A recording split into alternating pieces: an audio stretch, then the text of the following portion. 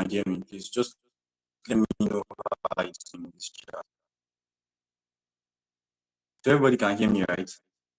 Can anybody hear me? Please just leave a chat. Let me know if I'm just speaking to myself. Can you hear me? Can you hear me? Can you hear me?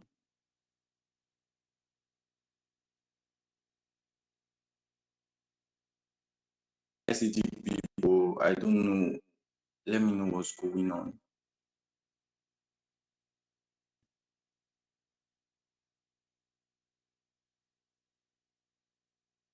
Hello, can you hear me now? Yes.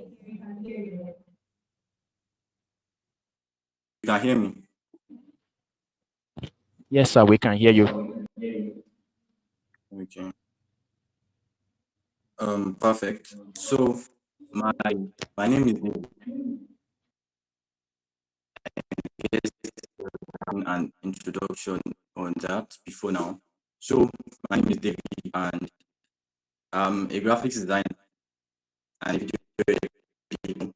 Yeah, that's what I do basically. So on this social media space, I'm actually known as Dave Tech, right? And if you see my introduction, you'll see there that I wrote that I am passionate about tech, and it is not just there because I want to put it there, right? Tech has been my passion. I am supposed to be studying nursing in University of Jos, but because tech is my passion, I decided to I've chosen nursing. I've done my JAM. I did biology in JAM. So at a point, I saw that I was passionate about tech, right? And if I do anything I'm not passionate about, I might not be really happy with it. Like there will not be that feeling of fulfillment. So what I did then was that I think Inoluwa is there. I was at Inoluwa's house then. So I discussed it with him that I feel it's best I just discuss this with my dad so that I can switch to something I really want to do. So I picked the phone and I called my dad and told him that I wanted to go for software engineering at the time, but we did not see any university that was doing software engineering and was not federal or state. So I settled for computer science, right? Because I wanted to do tech, right? So what bettered my passion in tech was magic. Yes. When I was much more younger, I wanted to have magic because I don't know if you know this movie then, this cartoon, Justice League. There was Superman, Wonder Woman, Batman, and the like. So there were these superheroes that I really admired. And I wanted to have magic. I wanted to be able to move stuff, to be able to control stuff, right? I was in this delusion. I was in this delusion for close to 5 years. You just see me walking in the road. I'll be doing like Superman. I'll be trying to fly. Like if you see my mind then, it was just Superman, Batman. It was those superheroes that was in my mind then. I was just thinking, if I have Green Lantern power now, what will I do? If I have Superman power, how will I save the world? Right. So that has been my drive. So at the point I came out of my delusion, right? I became wiser. I came out of my delusion and I know that this magic is not going to come at all. So during the time, I started watching movies where guys could hack, like they were very good in hacking. So I knew that the next magic is tech. I was very young then, I think around 15 years, I think, right? 10 to 15, I think, around that age range. So I knew that the next magic is tech. Tech can do wonders. Tech can do powerful things, right? So I decided that okay, I want to be like these cool guys, these cool hackers in movies. I want to be like them. There's money in hacking. According to what they are portraying in movies, this guy is type fast. This guy just look cool. So I wanted to have a career in hacking, right? Then I've not even entered SS1. I've not entered SS2. So I just wanted to be an hacker then. So when we finished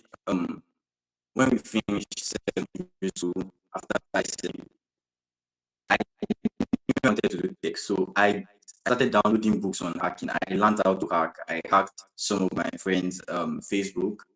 I was very close to learning how to I use phishing there. So I could also use phishing to hack Netflix, Spotify, and the others. But the thing was, it was getting kind of dark for me. There are three kinds of hackers. There's a dark hacker, the gray hacker, and the white hackers. So I was more of the dark hackers because dark hacker rather. Because can everybody still hear me? Can you hear me loud and clear? Okay, all right. So I wanted to be more of the dark hacker, and it was not going well for me, so I decided to withdraw it. And along the line, I found graphics design. Now that brings me to what we have today. What I'm going to be talking about today is everyday tech needs, right? Everyday tech needs, like how is tech involved in your life? What are the advantages of tech in this age and time? Tech is not graphics design. Tech is not limited to just graphics design. Tech is not limited to just JavaScript. It's not limited to HTML. It's not limited to web design. Whatever you can think of that is the tech skill right now, training tech skill, data science, and all that. Tech is the application of scientific knowledge to solve practical problems. Like, what are the problems out there that you can solve with your scientific knowledge? That is where tech comes in. That is tech generally. So there are now different parts of it. That's where your graphics design comes in, your video editing comes in, your programming knowledge comes in, and all that, right? So the broad idea of tech is to solve problems. And believe me, every single day, every single minute, every single hour, whether you like it or not, you are coming across a problem. Tech actually broke out in 2020. Before 2020, there has been guys that are into tech, like deep into tech.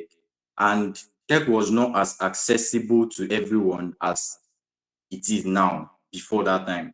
Because if you wanted to learn anything tech, if you wanted to learn web design, it was limited to just a confined area. You need to go to a physical center to learn tech. You need to travel. Like most times, tech conference is just once in a blue moon, where you could just go to either Abuja or Lagos or any other place to learn tech. It was not as accessible as it is now. Like right now, we are here together now. I am in Kogi State and you are in Lagos, and I'm able to reach you to speak about tech. Then it was not possible.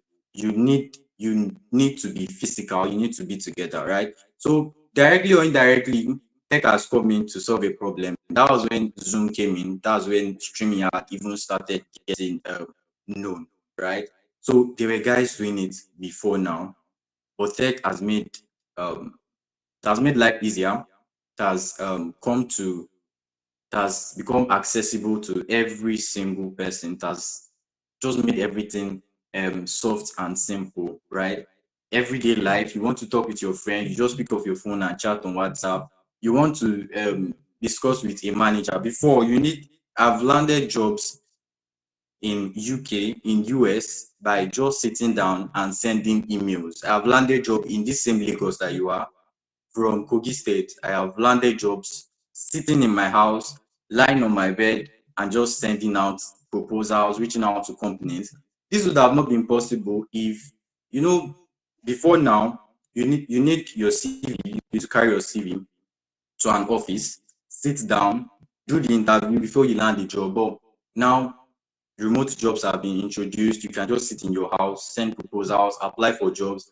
And people that have not, most of my clients have not seen me physically before. We've only spoken probably on WhatsApp or via mail or on a Zoom call like this, right? Conference call like this. So tech has come to just make life easier. And one of the most beautiful part of it is the fact that alongside tech, this social media space came in. The social media space has made this world a global village. Everyone is interconnected. Like we are connected. The whole world is connected. People are getting clients from Dubai. I've not gotten one from Dubai. I'm still hoping to get one from Dubai because those guys have money. So people are getting clients from Dubai, from UK, from US, from Germany, and all that because of the introduction of tech, right? So whether you like it or not, in the next 2, 3, 4, 5 years, the way tech was in 2020, new things are coming up and we are learning how to use them more, right? So before 2020, do you know that there are video conference apps like Zoom before 2020? But Zoom actually became really known after 2020, like when the need for people to communicate remotely when it came. That was when Zoom became really popular. So how can you take advantage of right? It's a big secret I want to let you in on. How can you take advantage of tech? Facebook itself has been before Facebook really break is it break out or broke out, whatever. So Facebook really broke out in that's 2022. That was when people started using it for business and all, and the need for social media really grew. Like it rose up. Before we were just using social media for chatting, catching phone, and all that, right? So how do you take advantage of tech? Now, you take advantage of it by learning about new things early. You learn about new things early. Don't wait till the hype on something is high already before you start learning it. Before 2020, people have been doing graphics design. Then the hype around graphics design really started around 2020 to 2021. That was when I learned graphics design. So it was already getting really saturated. There were a lot of persons already doing it. Okay, thank you, ma. All right. So there were a lot of persons already doing graphics design at the time, so it was already saturated, right? So the demand is still high and there's high supply too, so there's kind of like an equilibrium there.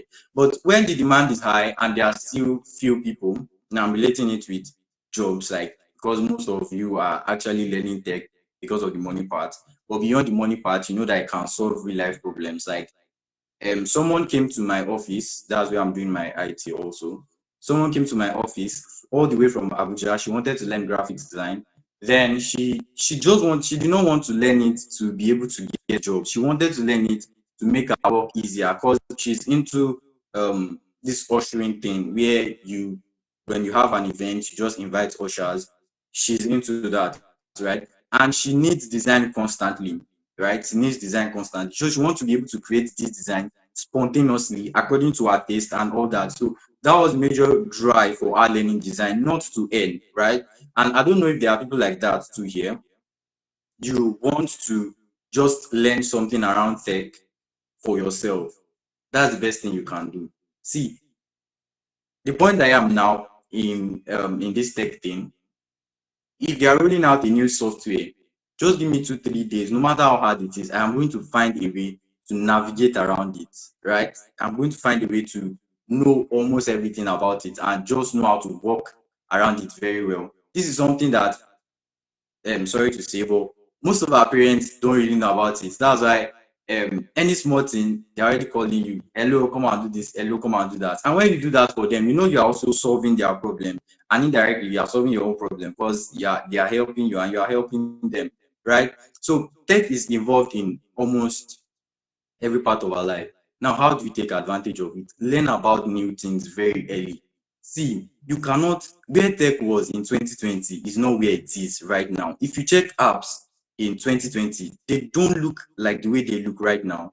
Logos are evolving. The way Apple's logo looked when they started, it's not the way it looks right now. The way their phone design looked in 2021, in 2010, is not the way it looks right now. The way phone designs look, in fact, when we started, there was no Android anywhere. We're just using these mobile devices like this buttons. That was when BlackBerry and the likes were reigning. You get, so tech is not where it is. So how do you take advantage of it very well? If you want to do tech, you cannot stay at one point. If you want to do tech, you have to be a person that is passionate about research. You want to know the latest thing on ground. You want to know the newest technologies. You hear that big companies right now are laying off their staffs, right? The reason why, as they are laying off their staffs, there are people that this layoff will never touch. Why? Because these people are constantly getting updated. They are constantly learning the new technologies out there, constantly learning the new language, constantly knowing the latest trends on ground, right? So if you want to take advantage of tech, if you want to use it either to make money or for your own business, for your own self, I know most social media guys, they are graphics designers. They know how to do video editing. They also know how to code. A few of them also know how to code, right? So they have these skills. I'm not saying you should learn many tech skills. That's not my point. What I'm saying is that skill that you know, that graphics design that you know, that video editing that you know, is constantly evolving. Tech is everything is even you are growing. Where you were in 2020, why am I always using 2020? That was when I left secondary school. So permit me to always refer back to that. So where you were in 2020, in 2020, I don't have beards. Like we're down to see it. I was beardless, just like in Yolua, right? So everything is evolving, everything is growing. You cannot afford to be in one spot, right? So if you want to take advantage of tech, be the type that is always on YouTube, learning new stuff. Like I said, YouTube is um one of the biggest thing that tech has given us is social media, right? You can leverage it to learn stuff. Like if you are really serious, you can learn a tech skill on your own, on YouTube.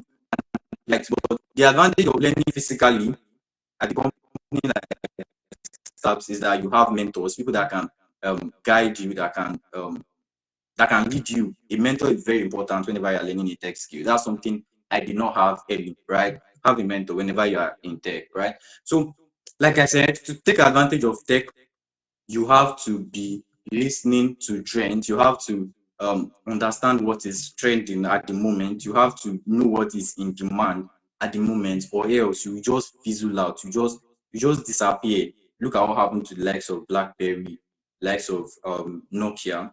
Nokia is still producing phones. Just so you know, their phones now is called HMD, right? They needed to change the brand because that other one is not known anymore. So they needed to do something to their brand really quick. That was why they did that. Now, Apple will keep on trending, will keep on being the top in the market because they constantly listen to the trend and they evolve, right? So if you want to be tech, I know everyone here wants to be tech inclined. Listen to the trend, know what is trending, be flexible, and be able to divert into what is trending at the moment, right? So, I don't know if anyone has questions at this time. I said I have just 35 minutes. I was supposed to end this. I was supposed to start earlier than this, but no. So, tech is important in your everyday life. This is more like me just preaching tech. When I started tech, all I wanted to do was just make money to buy airtime, right? That was literally all I wanted. And the airtime was for data so that I can come online on WhatsApp and get to chat to my friends, get to download resources online. That was all I did. That was all I wanted to do with tech. But along the line, it became a big thing. And honestly, every small thing, every big thing that you see now always starts small, right? When I started, I was being paid with thank you. Though I'll do a design for someone, and all they will pay me is thank you. And thank you cannot foot my bills. Thank you cannot buy me data at that time. All right. So I knew that I needed to grow, I needed to evolve. And while growing, while evolving, I had the opportunity to gradually impact persons, and then you are here, right? And that's also the advantage of tech. I am in my small house right now, and I can't even count the number of people that know me now. When I was in school during my exams, I think Sister Mrs. Ife or Miss Ife can relate to that. We're writing this course MTH 202. I think that course was very difficult. I actually read, I prepared for this course. I prepared very well, like my life depended on it. So I was very confident that when I'm going to write this exam, I'm going to clear it. So I was writing this exam on the hot seat. While I was writing, I was just shouting, Jesus, Jesus, Jesus. So while I was answering the question, one guy tapped me and asked, "Are you Dave Tech?" Like when I'm sitting on hot seat, you are asking me if I'm Dave Tech. I was so annoyed. I did not know what to do. So I just said yes, I'm Dave Tech, and I left him as quickly as possible so that I can get back to my exam because it is timed. Okay, okay. All right. So you said I can still go on. So um I needed to go back to my exams because I was timed. Now, how did this guy know me? He attended one of my classes that I organized online because I organized graphics design classes online. So he attended one of my classes, and from there, I think he got to know that um I am Dave Tech, right? A lot of persons that know me that I don't, most of you here, I don't know you, I've never seen you before, but now Dave Tech is registered in your mind. Why? Because tech has made it possible, right? So whether you like it or not, tech is taking over the world. I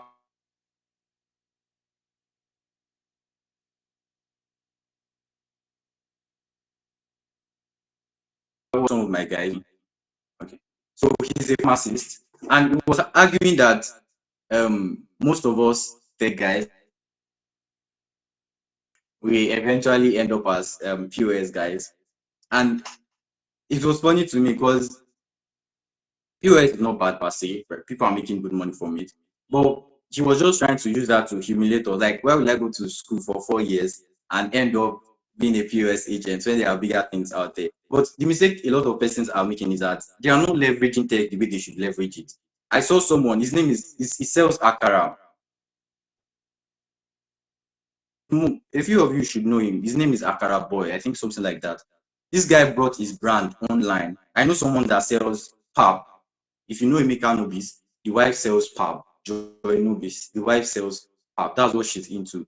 And she brings it online. Guy sells granules. I know someone that she's presently in the UK and in Nigeria. Before she went, she had a business where she was selling food stuff, like she would pack food stuff together, like curry, indomie, and the likes, pack them together and sell them in bulks. When she went to UK, she was still able to manage her business efficiently because of tech, because of the introduction of tech. They can easily just create a spreadsheet, enter their sales, like person managing it in Nigeria, enter their sales, enter the details of everything that is going on, and she'll be seeing it on their end. All they need to do is just drop reports, and she can just pick her phone and do the transfer, right?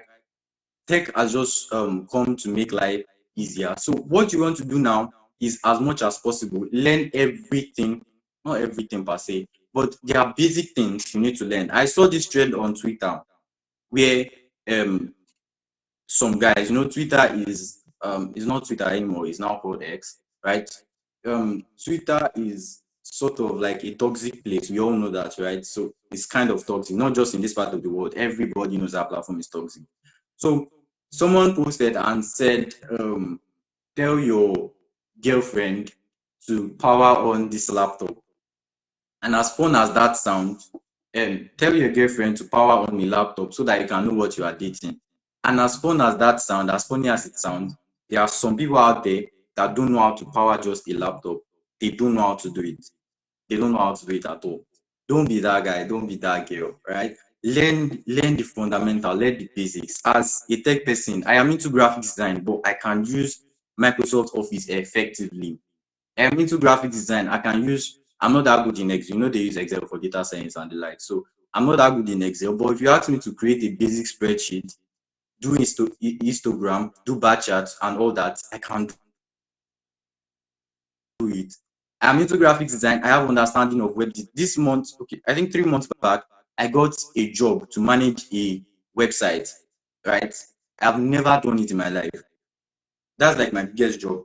The person is in USA, so I had to manage the social media pages and the websites, right? So I have never managed a website before, but I have learned how to use WordPress. I have learned the in and out of WordPress, so I knew how to use it to a point, right? Even my video editing career, Inolua is here, is a witness. It was in my house that day. Someone wanted to teach video editing. The price of the class was 1,500 naira at the time. 1,500 was still something there. I mean, 1,500 then could buy 10 bags of pure water. One pure water was 150 then, so to buy 10 bags. So I mistakenly loaded 1,000 naira for my mom's this thing instead of 100 naira one time that time. So I loaded 1,000 naira. Yeah, I think 1,000. So the class was 1,500. So what I did was that I reached out to the person hosting the class that, hello, sir, I don't have 1,500 at the moment, but I have half of 1,500. That was 750. But even that 750 that I have is not still as money. It is airtime. Can I transfer it to you and get to join the class? That was how I started my video editing career. And I think last year I got a job, video editing jobs, where I had to create about 4 videos per week. And I was getting good money from it. Something I learned almost for free. All I needed was the basics, and from there I started to fly. That is the thing about tech. Tech is more of personal development, yes. Because after learning it from someone, you still need to bend your head double and still make researches on your own. That research is what will give you the edge amongst others. That research, that extra research. Imagine everyone of you now learned about color theory in graphics design in class, and then you get home and you go and learn more. when you are applying it with your clients, it will give you an edge over someone that just stopped where the teacher stopped with color theory, right? So research is what keeps you relevant. If you want to be relevant, there are a lot of people doing this thing, right? So to stand out, you have to just find a way to stay relevant by making researches, practicing with your skill, hone your skill very well, hone what you know, try and become the best at it. If you go on my Instagram now, I'm building a community for techies, and I feel like that's why I'm opportune to talking to you about tech here. My name is Dave Tech. So I'm living up to the name. So um, I'm building a community for techies. The name is Techieverse. No self-promotion, sorry, let's forget about it. But on my Instagram, you see I wrote it there. I'm on a journey to becoming the number one tech voice in Africa, right? And to do this, I cannot afford to just be doing anything I like every time, because there are already many number ones already, and I want to compete with these guys. So how do I compete? I know that I have to make researches. After attending seminars like this, bend double, download PDFs are too available online. There are Telegram channels where you can get resources. Yes, I think that's another heads up I should give you. Telegram is one platform. If you don't have Telegram on your phone and you are doing tech, I don't know if I should call you on serious, but that's let's call it spade a spade. That's the thing. You are not serious. Telegram is one platform where you can get a lot of resources. Just go on Telegram, search for Udemy. Yes, search for, I think Coursevania is the name. I will try and send it to Ife. I think if you have a group, I'll send it to you. So search for Udemy. There are Telegram channels that are devoted to sending you free Udemy courses. Search for them, join them, right? Take advantage of those Udemy courses. Apart from that, how do you make research? How do you become better? Now, this is one of my strategies for making research. If I want to learn about something new, like for example, I'm exploring the Web3 space right now. You know, I told you that join the new things when the hype is still low. This is the best time to learn about Web3, right? But I'll not talk about that one too much. All right. So when I wanted to make research about Web3, what I did was not going straight to you. YouTube is too accessible. Everybody knows how to do that, right? So after learning from YouTube, the extra thing I usually do is there's a platform called Quora. Quora is a platform, you can write that down. It's a platform where people post their questions and answer on a daily basis. If you go to Quora, you will see a question as weird as, how can I drink water? I'm very serious. You can go and do that right now. So almost every question you are thinking of right now has been asked before, right? So when you want to make research about something, you go to questions people have asked. You will see contributions from different experts around that thing in the comment section of those questions, right? So you are making research, don't just limit it to just YouTube. Apart from Quora, there's a platform called Reddit, right? So Reddit is more like a discussion platform. For example, if let's say we have 100 people inside this meeting right now. If me, I want to talk about football, I'll create a community of people interested in football. It's more like Quora also, but instead of just posting a question, your question becomes a forum. I don't know if you understand it. So under that question, people will just be saying different things. Like you can just go there and search Web3. You will see a lot of forums. It's not just question. It is a forum where everything around that thing, people discuss it, right? Apart from that, you can go on Facebook. Facebook is not just to be watching about whiskey and Davido. Facebook is also a platform you can leverage for research, right? I'm teaching you unconventional method of making researches, right? So go on Facebook, just search for that thing. If you want to know which tech skill to learn, go. People have made posts around that. Go and search it. Which tech skill can I learn? Post it there. You will see posts. Then limit your search to just post. You will see posts of people around that subject matter, right? So I've listed Quora, I've listed Reddit, I've also listed Facebook. What other platforms do I use? Yeah, ChatGPT is now like it is now one of the biggest breakouts in tech. Like it's one of the best thing in tech that we have right now. In my time when I started learning tech, we did not have it, right? I used ChatGPT to land a job in Lagos. Don't let them catch me, please. So I saw this job post online, right? So I was working on something and I needed to apply very quickly. So what I did was that I told ChatGPT everything about myself. I'm a graphic designer. I have 3 years experience in this. I just gave it details about myself, and I told it to create a proposal to match the job posting. And it created it, and I just copied it. In fact, if you are very conversant with ChatGPT on PC, you will know that if you copy something on ChatGPT, it will have this background. If you copy it and paste it on Microsoft Word, you will see that it will have that dark background. So you have to edit it yourself. You have to remove that background. So I did not edit it. I just copied it and just pasted it and sent to the company. And 3 days later, 3 days, I was even traveling when I got a text that I am invited to the interview. And then that was how I won the job, using leveraging chat GPT. So right now there are a lot of tools out there that you can leverage. You can even start with tech tools that I can leverage to become a better tech person. You can start with that. I mean, if you don't have any idea of tech, if you don't have anything about tech, just start from there. Start from there. See, whenever you start small things, it will never look like it. When I started my graphics design, it was looking to me like I was just doing it for real. I mean, I was just carrying my phone, I would design. Then, I think my first design, after creating my first design ever, I took the phone to my mommy and I told her, Mommy, I can become a millionaire with this thing. And I'll show her a design that we replicated. It was not a design I created myself, but it was a replicated design by our coach. And I showed my mom and told her that, Mom, do you know I can become a millionaire with this thing? I'll just be designing for a restaurant and they'll be giving me money for design. That's how big the dream was as at that time. But what I actually wanted was just money to do data, because I saw it as almost impossible to reach that point where I just knew people were doing it, but I did not know at the point I will eventually get there, right? So let me round up now. If you want to make it in tech, if you want to be at the top of relevance in tech, I'm not talking about just one skill now, right? I did not mention any skill. So if you want to remain relevant in tech generally, even if it's basic, if it's fundamental, that's why, see, the difference between some computer centers and others is because they don't want to advance. How will I reach some computer centers and I'm going to see Microsoft Office of 2007? Like, why should you be using 2007 Microsoft Office in 2024? Like, why are you not moving forward? And that is why these people, after a while, they tend to fizzle out, because there are certain stuff that you cannot do. You can, no matter how you try, you cannot do it. And that is why they are making newer versions, so that you'll be able to do new stuff, be able to create new stuff, right? Those things on your laptop that are old, you are in 2024. Why are you using CorelDRAW?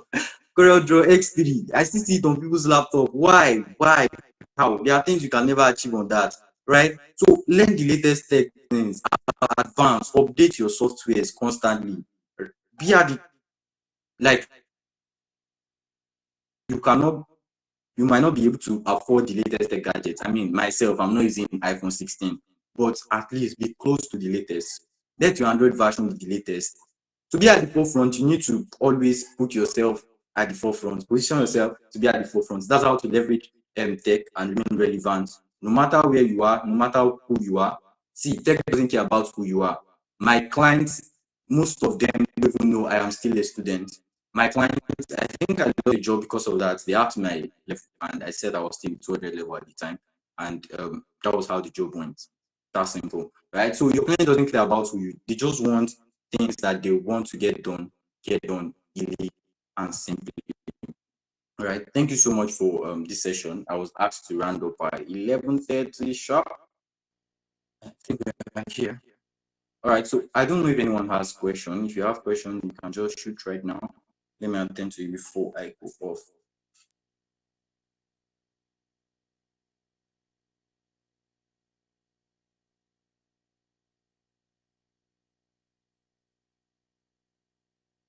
Any question? Any question? Any question? Any question? All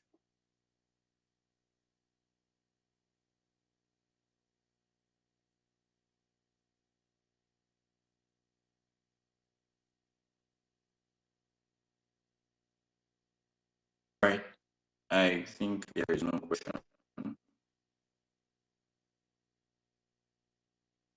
Yes, I can see it. I can see it.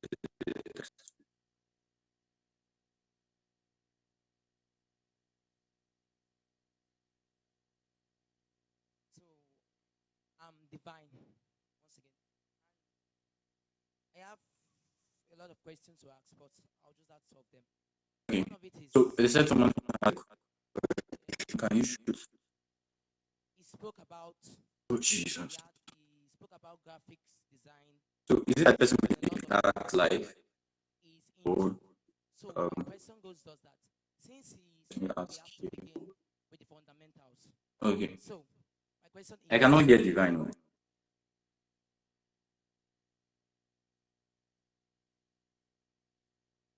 my question I is cannot see people anymore in how do the you chat. start small? Can you Like just what do you find start a way with? to get that result? Because Oh my God. All right. So can everybody hear me now?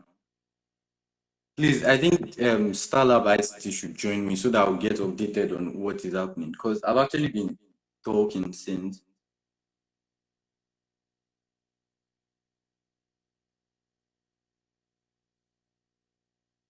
Okay. So were you able to hear me the other time? Who asked that first question? Where can I start? Oh, okay. All right. Okay, so I can go on with the questions now, right? I can go on with the question. Okay, perfect. All right. So I was saying, the first question is how. Sorry, let me check it again.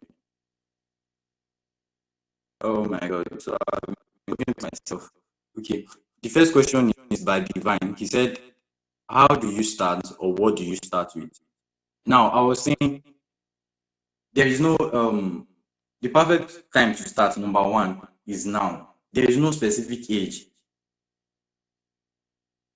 See, if you go to hackathon projects, you are in Lagos, try and attend hackathon projects. Tell your mom, tell your dad to take you there.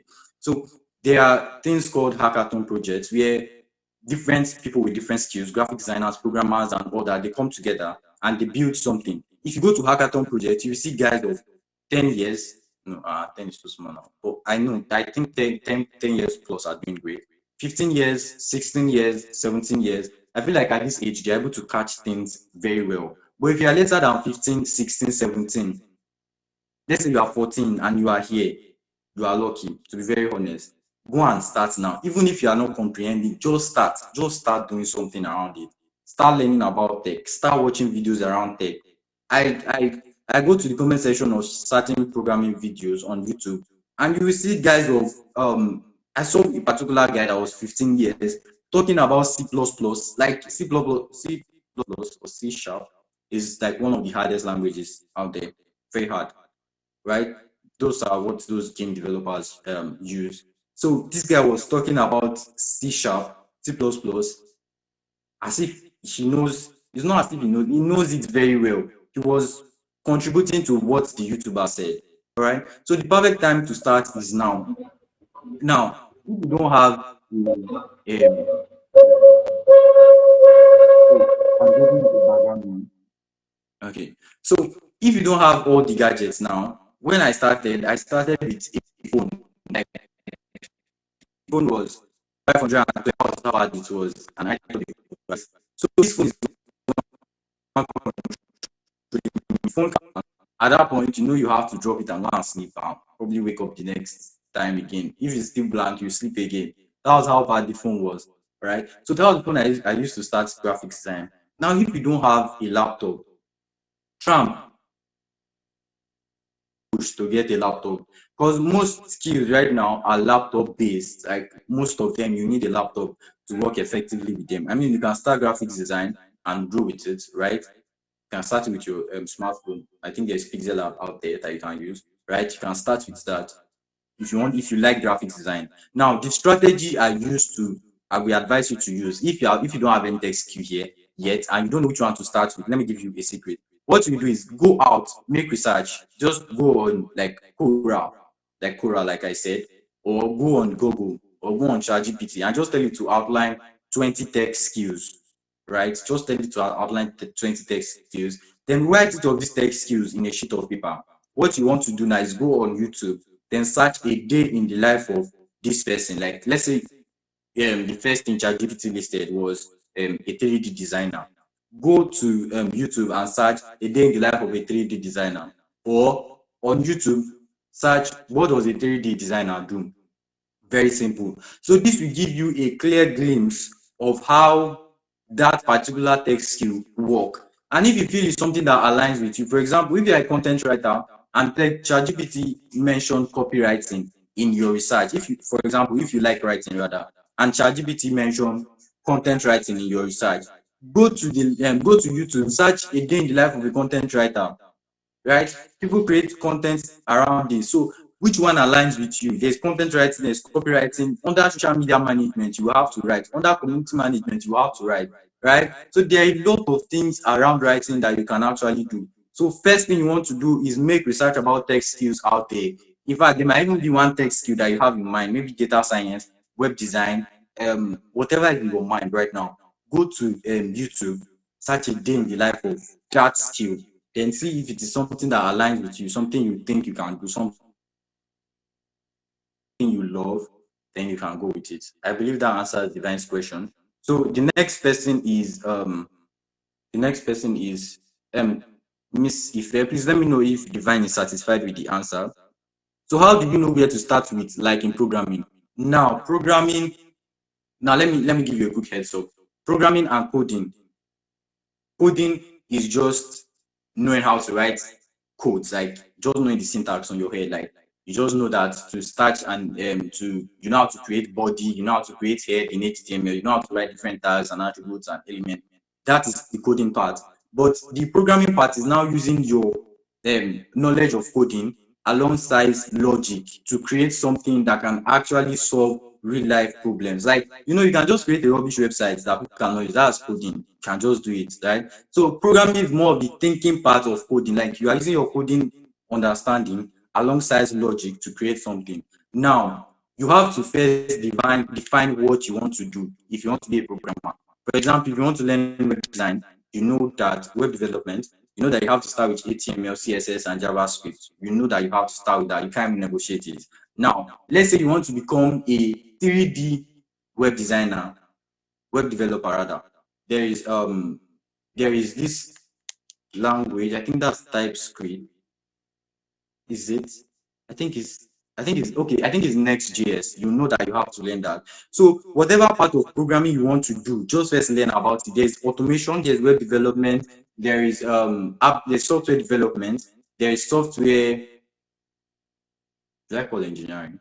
There's game development, right? So these different programming parts have different languages that work perfectly with them. So you have to first know clearly what do you want to do with programming? What exactly do you want to program? What do you want to create? You have to have a clear insight of that first before you now know what you want to start learning. Now, what our advice is, when you have a clear insight of what you want to do with programming, go on YouTube again, then make research on, there is something called roadmap or blueprint. Roadmap to becoming a web developer, roadmap to becoming a web designer, roadmap to becoming a UI UX designer, right? So you go on YouTube and make that research, and then you finalize it and start learning each of them. If they say you have to learn HTML first, learn HTML, then come to CSS, then JavaScript. You get right. So what else? What else? So the next question is about Quora. Sorry, what's the question about Quora? I said Quora is the platform where they ask questions basically. People just go there and post their questions. So whenever you have questions, just go to Quora. Like if you have questions, how can I become a graphic designer? Just go there and search it. You see a lot of people that ask that same question. So you just go to the comment section and see their answers. But first, you have to have an account with them. So just create an account and start making your researches. Right. Next thing is, what is the right age for tech? I think I've answered it. The right age is now, like right now. If you are 10 years old and you are here, please start learning right now. You will not die. Another question is, how do they get the connection to showcase the skill you have learned? Oh my God, that is one topic on its own. That is a whole topic on its own. I start for in 3 days in one of my classes. Finally, I'll be ending on this note with that question. If you learn tech, right, this tech thing is not about the best, actually. If you learn all the best things, you learn all the latest techs, right, and nobody knows you, you're not going anywhere, right? So you have be the best known. Like, don't just be best, be the best known. Let people know. Let people know that you can do this, you can do that. That as you start learning HTML right now, start talking about it on your status actively. There is one of your friend. Let's say you are 14 years old now, and the people in your age bracket is still 14. There's one of your friend that has a friend that his father need a website, right? So when you start talking about HTML on your status, when you start talking about web development on your status, they will know that you started doing this thing. And when they need it, when their parents need it, they can easily call you to it, right? So that's like the first basic place to start building your connection. You want to start leveraging your family and friends. They might not actively buy from you, but they can refer you to someone that needs your service. Do you get the reason why they might not buy for you? It's not because they hate you, but even you ask yourself, you prefer to go and buy from a stranger than buy from that person you know, because you know that if you have issue with that thing, you might not be able to really open up and express it to that person because you don't want fight, right? So that is what happens most times. Our family and friends really don't patronize each other too much, but they can refer you to someone, and that's what you want to start with. Once you start learning graphic design like this, talk about it on your status, talk about it when you are in your circle of friends. Make that become the next part of it. Let it become, see, everywhere I am, some of my friends, there's this guy in my school, he has money. He used to wear me, call me Olowo Tech. They know I'm a tech person. Like, I don't even need to talk too much. Once I enter the room, you know that I'm somebody that like that. We don't need to talk too much. Once I start talking and I just say a couple of things, you know that this guy loves tech. This guy is someone into tech, right? So how do you build connection around this? Is talk about it, actively talk about it, start from there. Then there's now a part called outbound marketing.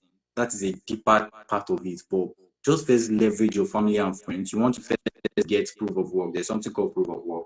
So you want to first get people that you have worked with to show for it, right? So I don't want to stay too long. I've overused my time.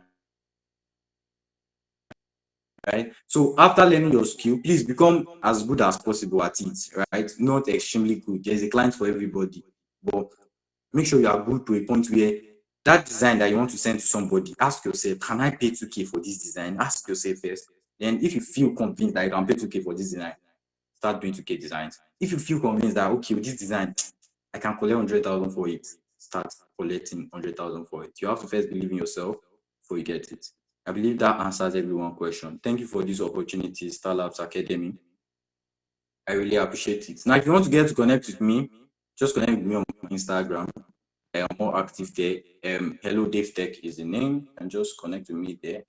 Thank you, everyone. Thank you for joining today. Thank you for being passionate about tech. I hope to see you some other time. Thank you. And what I learned from this section was that technology is the right application of scientific knowledge to solve problems. And I also learned that we should be updated. We should learn new things. So those are part of what I learned about. Thank you. Can we put our hands together for Mr. Divine? So I think one of the many things I picked from this session was where you talked about research. Research is very essential in this age and time. Even as a human, I want to believe that we all know that personal development is an essential part of living. As a human, you should strive to develop yourself daily, 1 page per day, a lot of coming days to save. So we said something about research. Research puts you ahead. Research helps you to be updated, like Mr. Divine said. Research just gives you that upper edge than your peers. Research keeps you in the know. Research is everything. And as young people, I would urge us that we should inculcate it into our daily lives to make a research about the field you want to go into, what you are doing at the moment, the course you want to study. Make a research about happenings in the world. I personally, I like history. I think it was 3 months ago I started to like history. I saw a movie, I can't remember the title of the movie, but it was a movie that told the story of a woman, how she fought and all of that and all of that. And after seeing the movie, I went to make research about the woman, and since then I've been intrigued. It has been amazing for me. Like these names that we hear, you hear people like Obafemi Awolowo, and all those people in Nigeria, outside Nigeria. If I ask now that, how many of us know the story of Moremi? Okay, let me even ask. How many of us know the story of Moremi? How many of us have heard the name Moremi? Okay, there's one hand, 2, 3, 4, 5, 6, 7. This, my right hand side, that you see, that's what research does. So if it was like a competition now, or if it was a, how do I put it? If that story was a determinant factor for something that you want, perhaps you are applying for a scholarship, and the interviewer just asked that, oh, tell me about maybe, okay, where are you from? Nigeria? Okay. Tell me about this. Tell me about Moremi. Do you know her? Do you know that at that point now, if it's me, if I did not know the story, I would have started sweating profusely because anyways, the end point of what I'm saying is try to make research. These names that you hear, these new words that you hear, make research, know, just ensure to always be in the know. Alright, so we're done with the first part of this event, and moving forward before we go into the next thing, or rather the next thing is we're having a quick brain teaser section. And for this section, I also will be sharing a very little paper. So this is how it's going to work. So the questions will be, thank you. There are questions after this, and I want to believe that we came with our pen. So if you're not able to pen, you're not able to participate. So the papers will be shared now. Just write your name on the paper. Just write your name, and if you can write the name of your school, just write it on the paper so that we can identify you. So what is the brain teaser about? When you get into the questions, they are very simple questions, I tell you. But the funny thing is that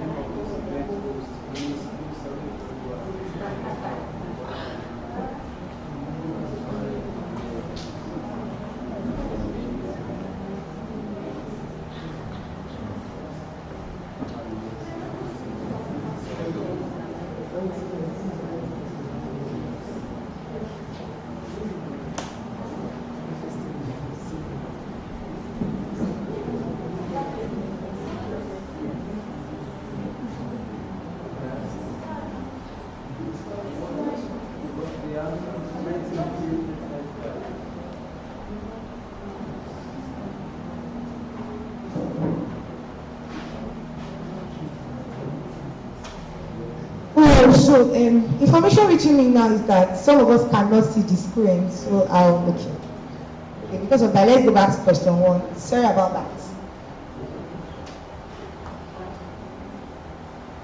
Question 1, please. Alright, what is the name of this event's host? A, Miss Ilesomi Feoluwa.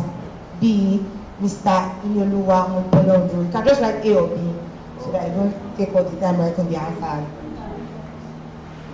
The next question, because we are going past here. Google was founded in what year? A, 1998, B, 1995.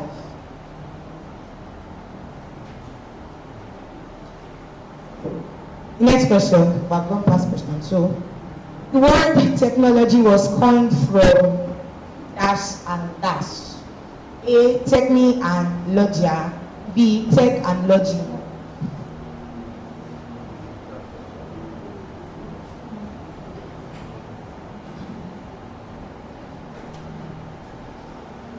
The next, sorry, I don't have a stopwatch here, so I'm doing stopwatch in my head. Anyways, I'll be following what our media is displaying. The next question says, what is the full meaning of HDMI? HDMI. High definition multimedia interface, that's A. Option B, high defined multimedia input. A, high definition multimedia interface. B, high defined multimedia input.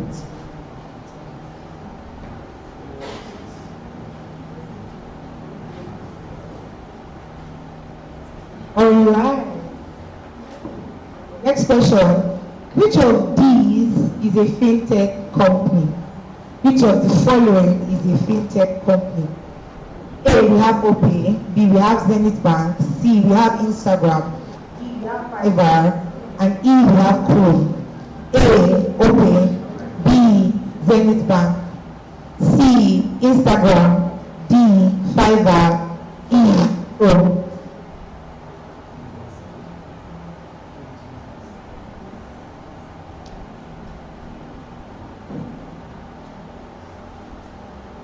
Right, the next question. Which is faster to say?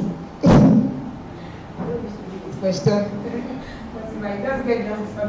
Okay. Which is faster to say? A, www. B, World Wide Web. Which is faster to say? When you say which one is faster?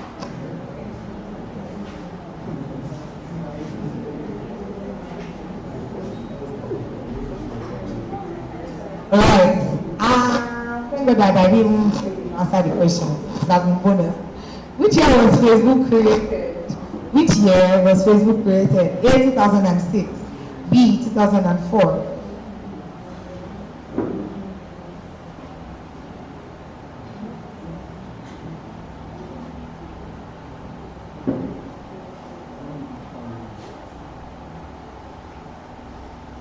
Which year was Facebook created? 2006, 2004. All these are career prospects in tech, except A, photography, B, hairdressing, C, programming, D, graphic design.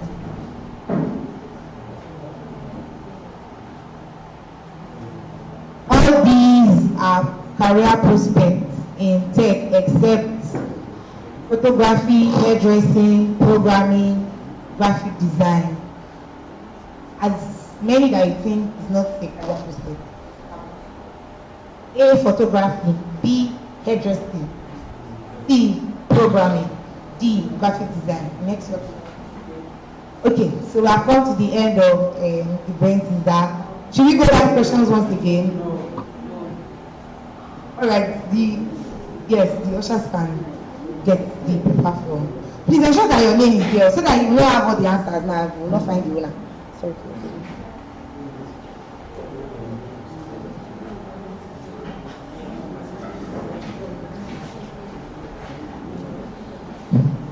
Alright, so how was the brain teaser? Did it tease our brain or was it very simple? Somebody said very simple. Please, who is the person? That the person that said that is wow, or in fact, everything. Who is the person that said very simple? So that we can take notes.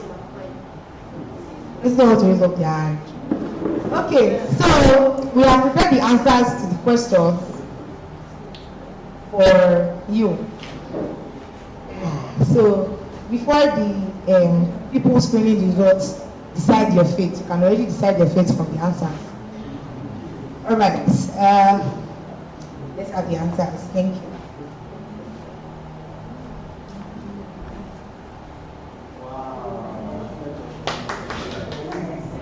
So you can start doing your answer. Okay, should I read it or?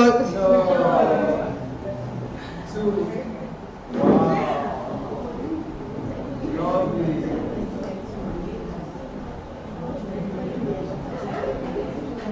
Next question, please.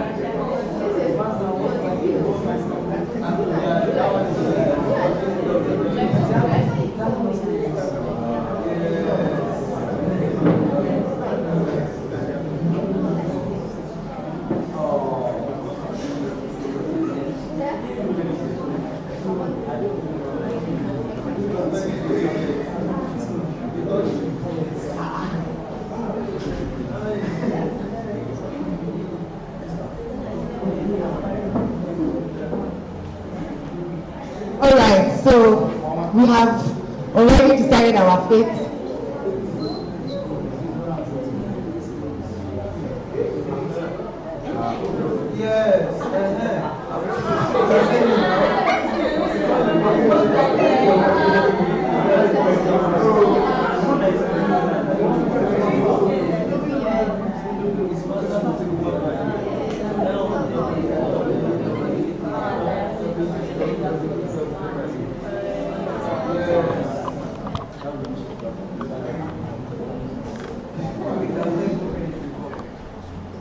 Yes, you give me. Can we put our hands together for ourselves? This one was not happy. Is it that we are very good at our results? Alright, if you are sure, you are confident that you got everything down. If it's sure for you. Nobody is sure that you got everything. Amazing. Okay, now you have learned another thing, and that is one of the benefits of research. So if you get back to school, you can always stay at it. Do you know when Facebook was founded? Why the article will just be like, it's 2004, Jerry, and you just, Alright, so moving on, we'll be having, okay, before we move on, I'm not the only one moderating for this event, and I would like to invite my co-moderator, person of Miss Stella. Can we please clap for her?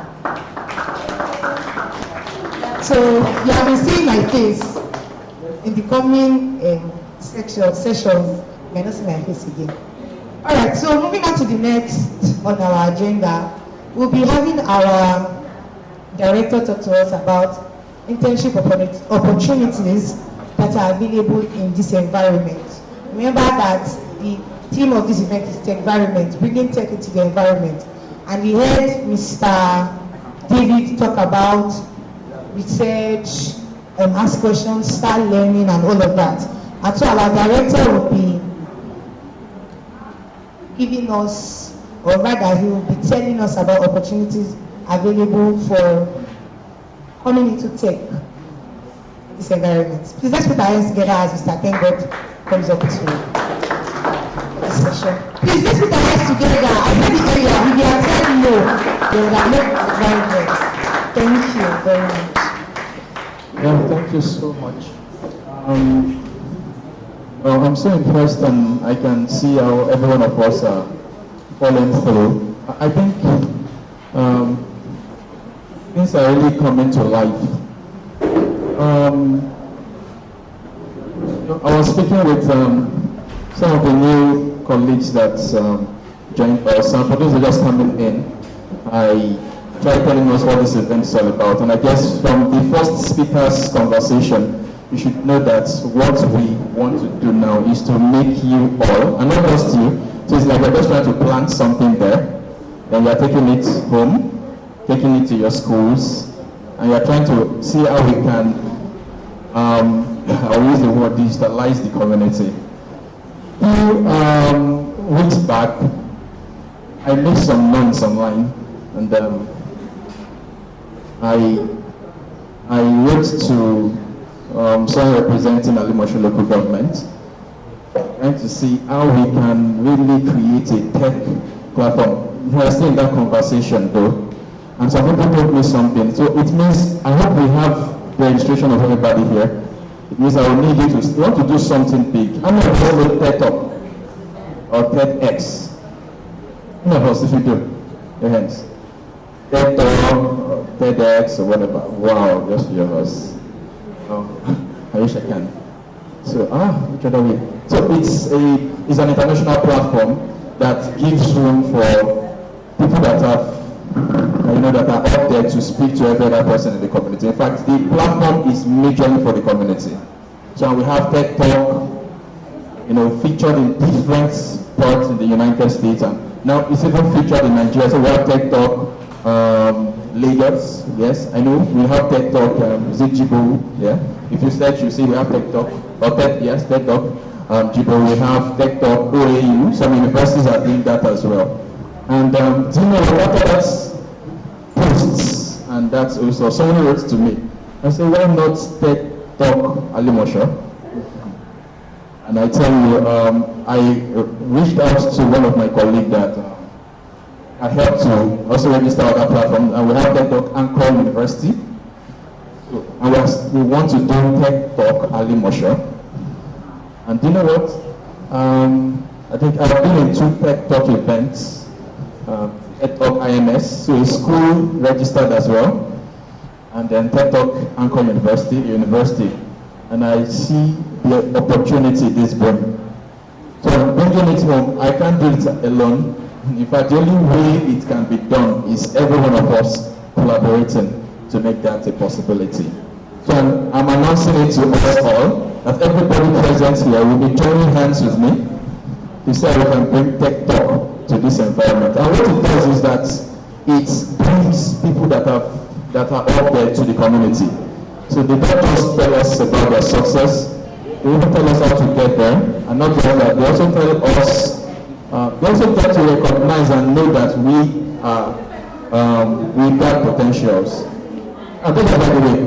So it's a big opportunity that every one of us who are here. And in StarLab Academy, I mentioned when I came up to help with the opening speech, what has been our drive.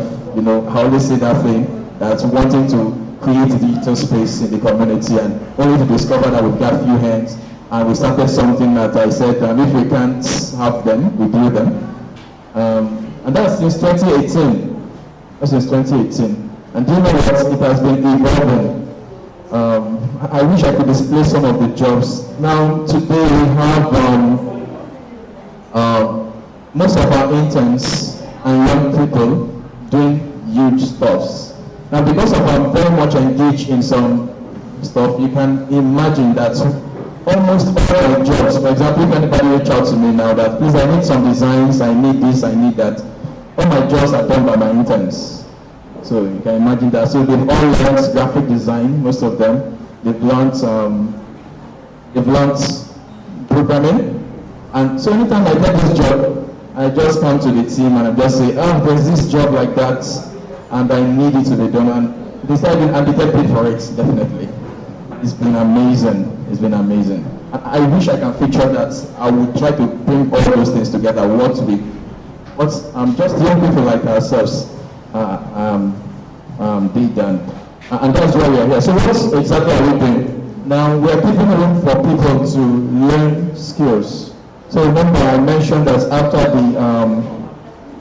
your SSC, what do you do? And so StarLab Academy is taking advantage of that space. You're done with your wife. I don't know, I could always advise and suggest that you always still have that 1 year to breathe, isn't it? So in which you're done with your wife or SSC, you want to use that 1 year to breathe. And the breathing means to really think of how to really put some things in place. Because if you don't take a pause, do you know what happens?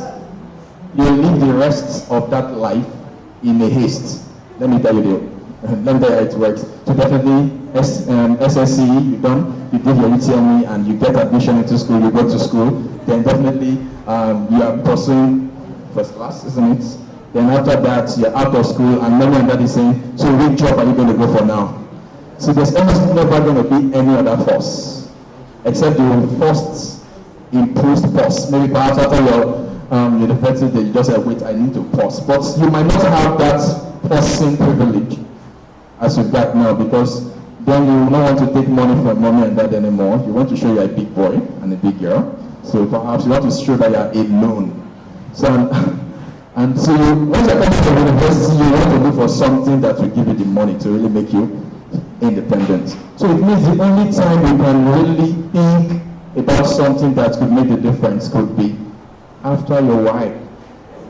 And that's why StarLab Academy creates that space, that period to really learn. And the way we think is not just your computer training. No, it's not a computer training. It's a way in which we're able to. So we start with talent discovery. And I remember I had. I just hope I'm going to call some people. Luckily for me, we got some of the people that I think he came in 2019, if I'm not mistaken. That's Mr. Farad. Welcome, sir. Yeah, 2019, past interns. And he's doing so well as a product designer, so that's a very good one. A round of applause, please. If I'd known, perhaps I would have invited more of them. I think in the year in which himself came in, there was also a young man. I mentioned him. His name is Nice. Perhaps you can go. I wish I can show all his job. He's a cinematographer now. And I guess these people I'm talking about, just young people. It is still in their institution, am I right? Thank you. So you can imagine he did that before school, and it could really help. You could even use that as a way to, to develop so many things. But not just that. Even presently, you can imagine that the aim of this event, out of that, the host to be our moderator today. The whole of it, I mean, I did nothing. Hosted by intern students. Round of applause for them, please. Well, when I said the O, designs, social media management, contacting speakers, getting publicities done, and everything, all the contents, either video content, text content, graphic content. And you know what? When I got to the office and I spoke to a colleague, and I told him, he said, what? Okay, do you know what? In fact, this is amazing. And he said, I'm going to sponsor this whole stuff, and he gave us some target that definitely, if we are to really stream an event, we would have spent so much. And you know what? So it means, they may not want to hear that, but that's true. Every adult there really want to sponsor every young person that knows what he or she is doing. I just did. Just 2 days ago, there's a new project that came to develop a website. And as I was making a call with a colleague, he told me, there's this guy, he's just 17, and he works with Stanbic. He just finished his work, I think, the last one. And he works with Stanbic. So, it was not a call, and I went straight to the young man and asked him, how do you, he said he started programming at the age of 12. Now he's a guru. And when you start very early, it makes some sense. You become a master. I remember someone asking, so you don't think that people that get so good at what they do that perhaps maybe there's one magic or no. Someone was asked, and do you know what the person said? He said, I'm that good because I've done it 1,000 times. So, which means I think it will be very difficult for someone, an adult, to do it 1,000 times. But it's very difficult for someone that is good to do it 1,000 times, isn't it? 1,000 times can be feasible if you start very early. Am I right? I don't know if I'm making sense. Meaning, it's very possible to get a job done 1,000 times if you had started like at the age of 16, perhaps maybe 12. At least, if you have to divide all of that and you're just doing it every day, now it's 300 times in a year. It means in 3 years, you should be very close to 900 times. And that alone makes you very good at what you do.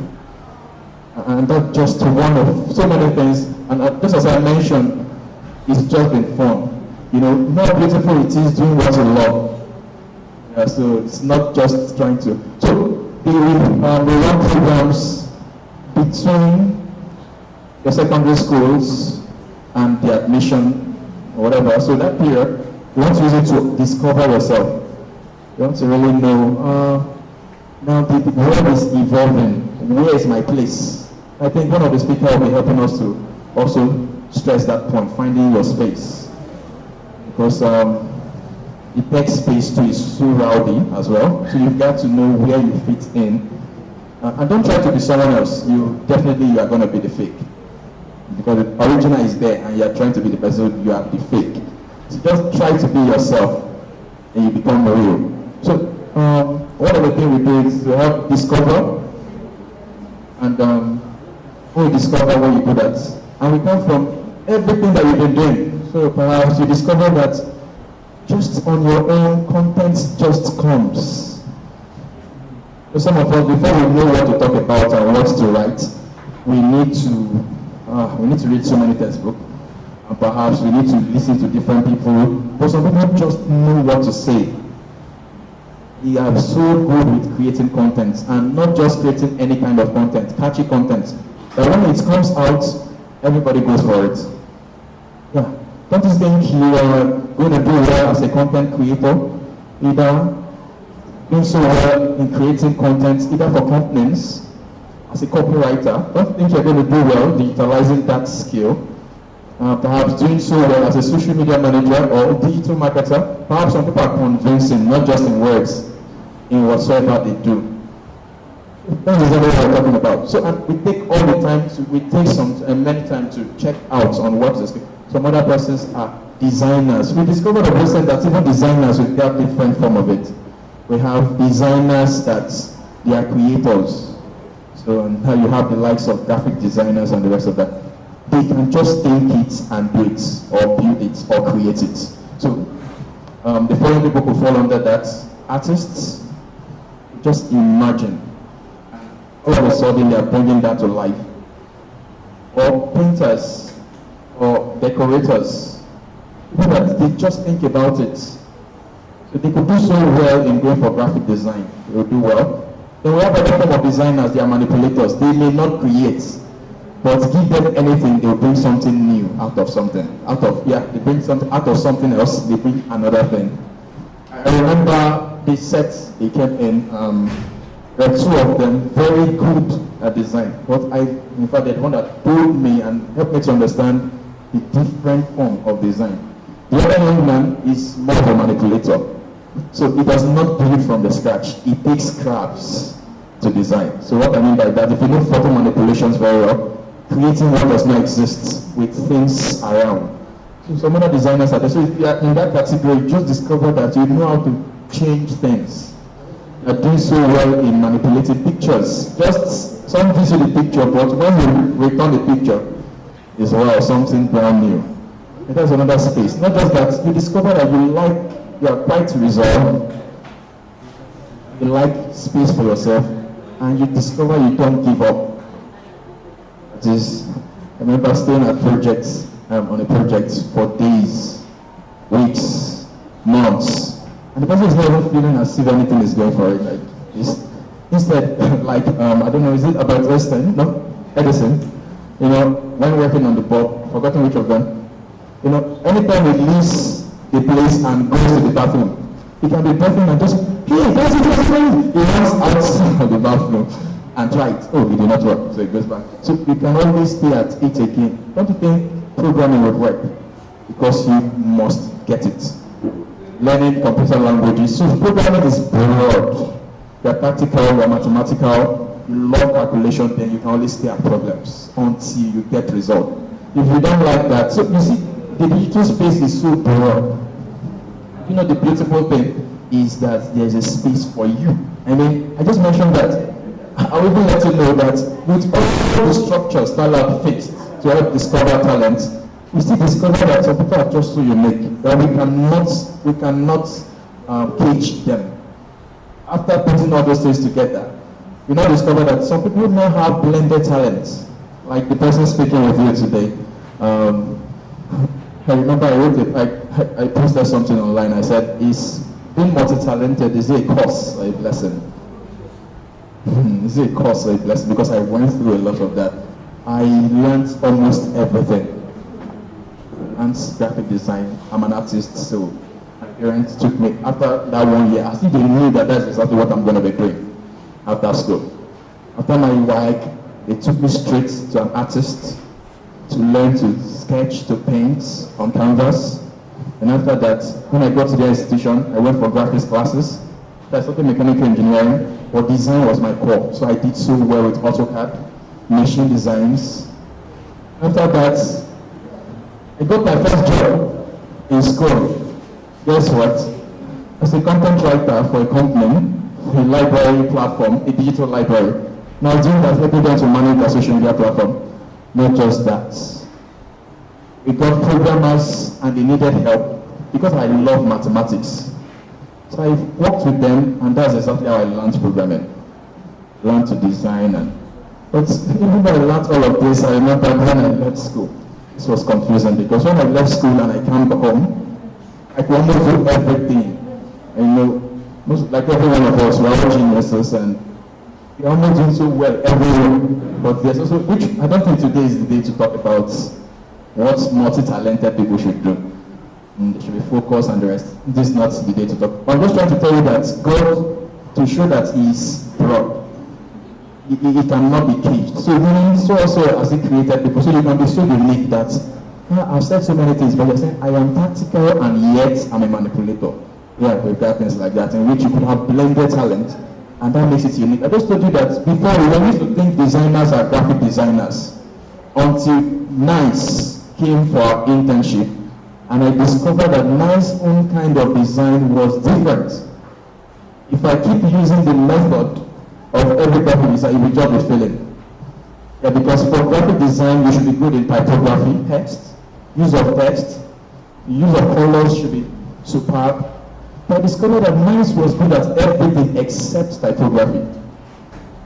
Instead of typography, then NICE was now the best in motion behind the camera. So wow, then what do? We've got to create a space for him. And that's just what the word is. So it means he's good at what it does. We're not trying to make you to become something else.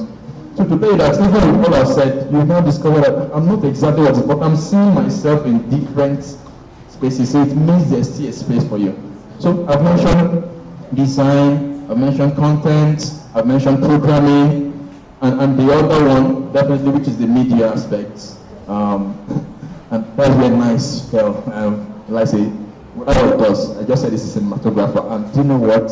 I was speaking with my boss because he works with me in the office, and he said, this young man's job, oh, don't let me even say that one. We were in the hotel because we traveled. Oh, we used to travel. So we traveled to, I can't remember, Taraba State.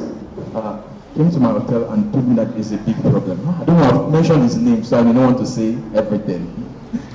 All right. And then let me just summarize what the problem was.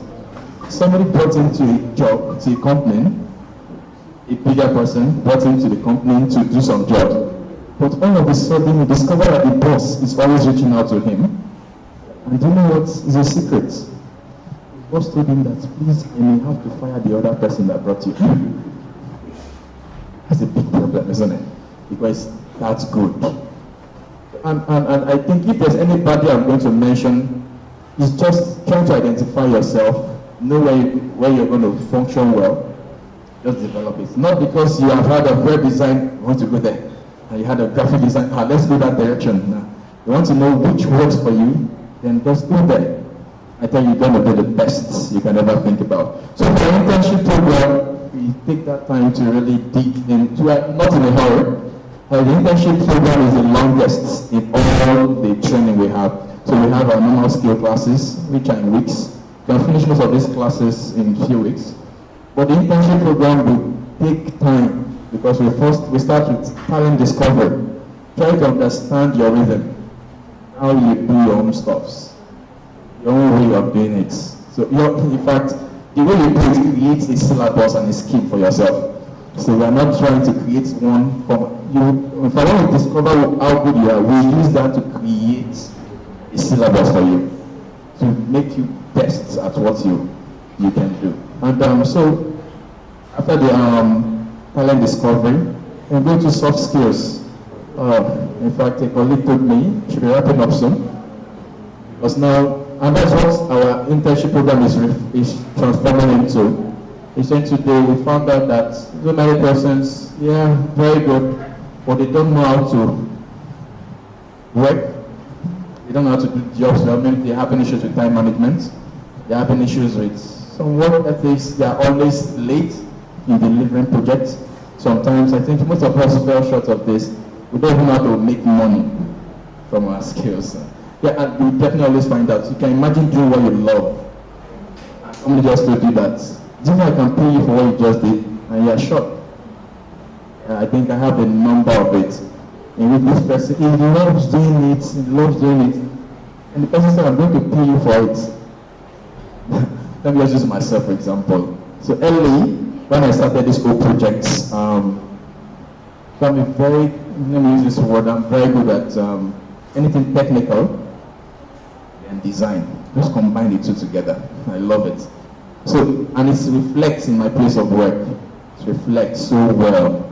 So one day a job came and my boss called me and said, please, I want you to help me with something. So, live graphics. So now imagine bringing my graphics, not just to in designs, I want to project it in a live production.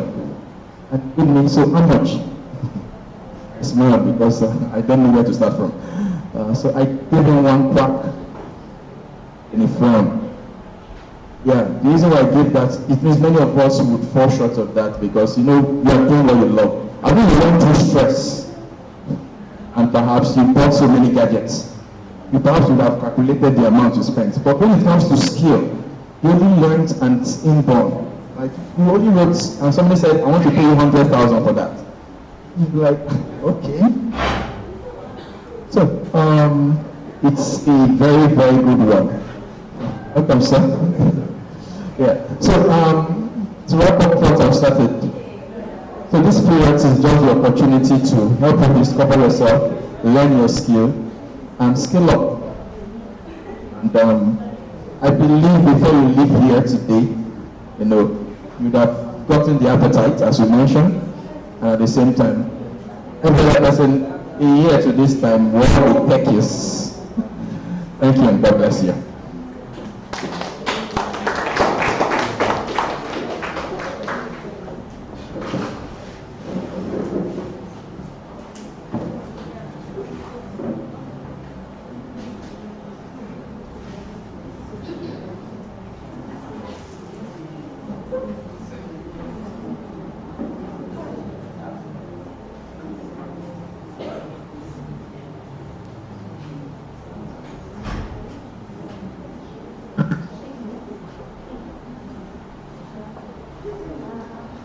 Good afternoon, everyone.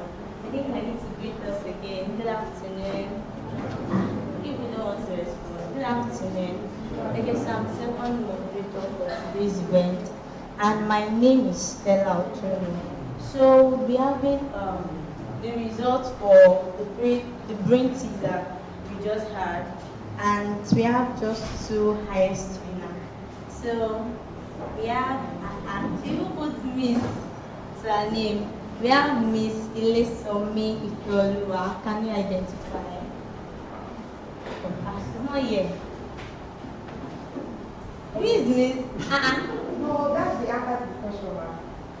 Oh, okay. Like my phone name. Alright. So the person not put his name, and you were instructed to put your name. So next time, please, let's just follow the instruction. So we have the second winner, and his name is Farouk. Who is Farouk? Who is Farouk? Hey! First intern, even did this. You are not supposed to do this. But then, thank you so much. So, he's the winner for the brain teaser. Can we put our hands together?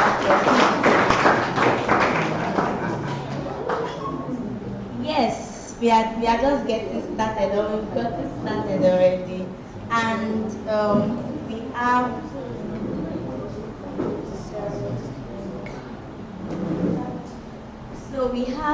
amazing Mr. Nimiski and Miss Ambudan together for me. So please, okay, so for me, I like response. And I said put hands together, don't look at me too much. I think it's response, okay? So we'll be bringing up Iniski, because he loves to be called Iniski. be bringing up in this skill, but before then, I would love to read this book. I say I'm smiling. It will be like, why is this subject of smiling? Okay, I'm smiling because if we're about to eat well, if we're about to eat good, yes. And before I even read out in his skill profile, while Mr. Tengod was speaking, he just dropped to me that, oh, maybe some of us that we are here, we are not even interested in this tech stuff of a thing. You might not just be interested. Oh, let's just do what they are doing. Let me go into my house. Okay, so I was in that shoes, but no longer there. So I'm a pastry chef, and when I look into it, that you can't really make waves without you not having a tech skill. So for you that you are here, and maybe you are a fashion designer, you are anything that can be something, I just want you to know that tech skills is very important. You need it to go far and wide. So, okay, if you are a baker now, for instance, and you don't have an Instagram handle, you don't have Facebook, you don't have anything, how will I connect with you? How will I patronize what you're doing? So I just want to bring that awareness to us that in this age that we have, in anything that you're doing, you need tech. You need tech. It is really, really important. You need tech. And so let's get right started into reading in this case profile. So, I'm going to just read from what he said. He said that his name is Inioluwa Moboluwaduro. I hope you are with your book and pen, because in this section you will write there. You have to be penning. His name is Inioluwa Moboluwaduro, also known as Iniski or the creative. Okay, so before I continue, sorry, pardon me. Who knows Iniski? Have you ever heard of him before today? Like, do you know him? Just alright, so let's just get started. His name is Inioluwa Moboluwaduro, also known as Iniski or the creative magician, a versatile young professional who wears many hats beautifully and excels in multiple domains. He is a thriving creative designer, LinkedIn I need you to be clapping when I tell you to stop. Okay, so let's clap. He is a thriving creative designer. He's a LinkedIn creator with 12,000 followers. He's a YouTube creator also with over 10,000 subscribers. He's a public speaker. He's a design coach with about 200 students trained directly and thousands trained through his free classes and courses from 2021 till date. And he's also a freelancer. Over the past 3 years as a designer, he has directly impacted 100 plus businesses, entrepreneurs, solopreneurs, and digital creators through his magical and impactful flyer designs. He has worked closely with over 10 plus brands and startups across different industries like travel, media, cryptocurrency, digital agency, e-commerce, creating impactful social media designs and elevating their brand visibility. He has also designed a good number of logos and created a solid brand identity design for different brands across different industries as a brand designer. He is also a value-driven person, growth-focused, selfless, and people-oriented individual, renowned for his substance and commitment.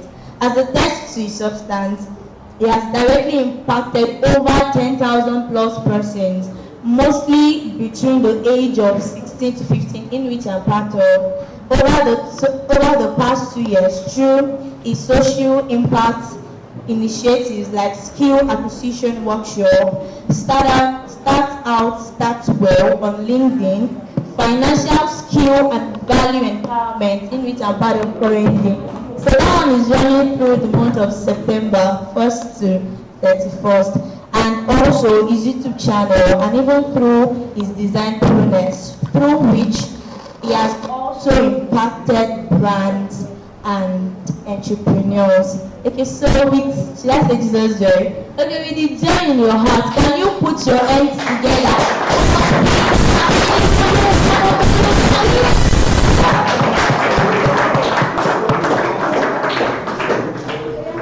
Thanks so much, Stella, for the introduction, and thank you, everyone. It's amazing being here. I'm sorry for taking our time and the name.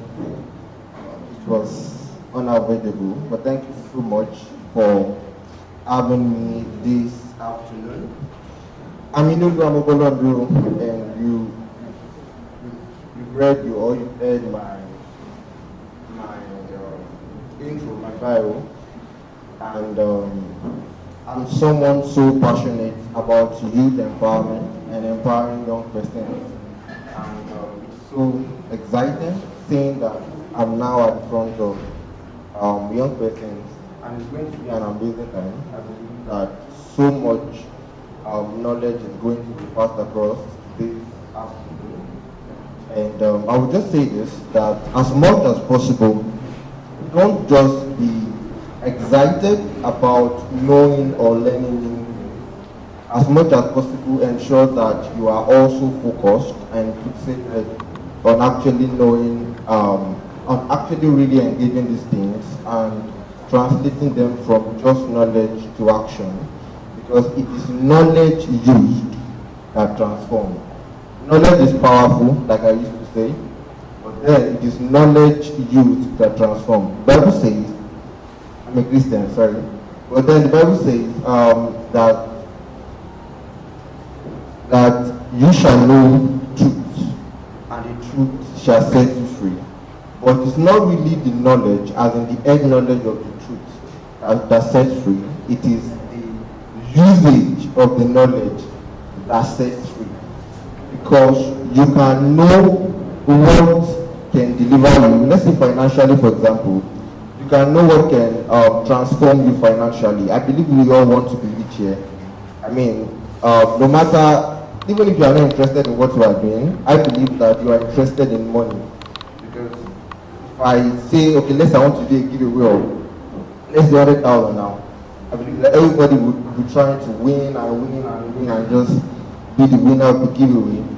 So we all want money. That just shows that we are all interested in money. Anything around the subject of money we are interested in. But even if you are interested in money, if you are interested in being financially empowered, it is also important that you are aware that just the willingness, just the interest in money does not bring money. If not, we will all be very rich by now. I mean, maybe all of us, no matter your age, your G-Wagon, your DLE, or whatever car you're interested in, probably be parked at now. If you are actually, if we make money by just wanting to make money, but then there is something you need to know that can transform your desire for money into your reality of really having money. But then knowing how to make money is not enough to actually bring in the money. It is when you engage what you know about making money that can really cause the transformation. Once again, you're welcome. And we are going to be discussing, the topic I have here with me is building digital ecosystems from concept to impact. If you are getting, which I believe that we all should, building digital ecosystems from concept to impact. Building digital ecosystems from concept to impact. Now, I want us to take the words one by one because when I teach, I love to ensure that I break down whatever I'm teaching to the barest minimum so that everyone can really understand and so that everyone can be carried along. So we are building digital ecosystem. The key words in that is digital and ecosystem.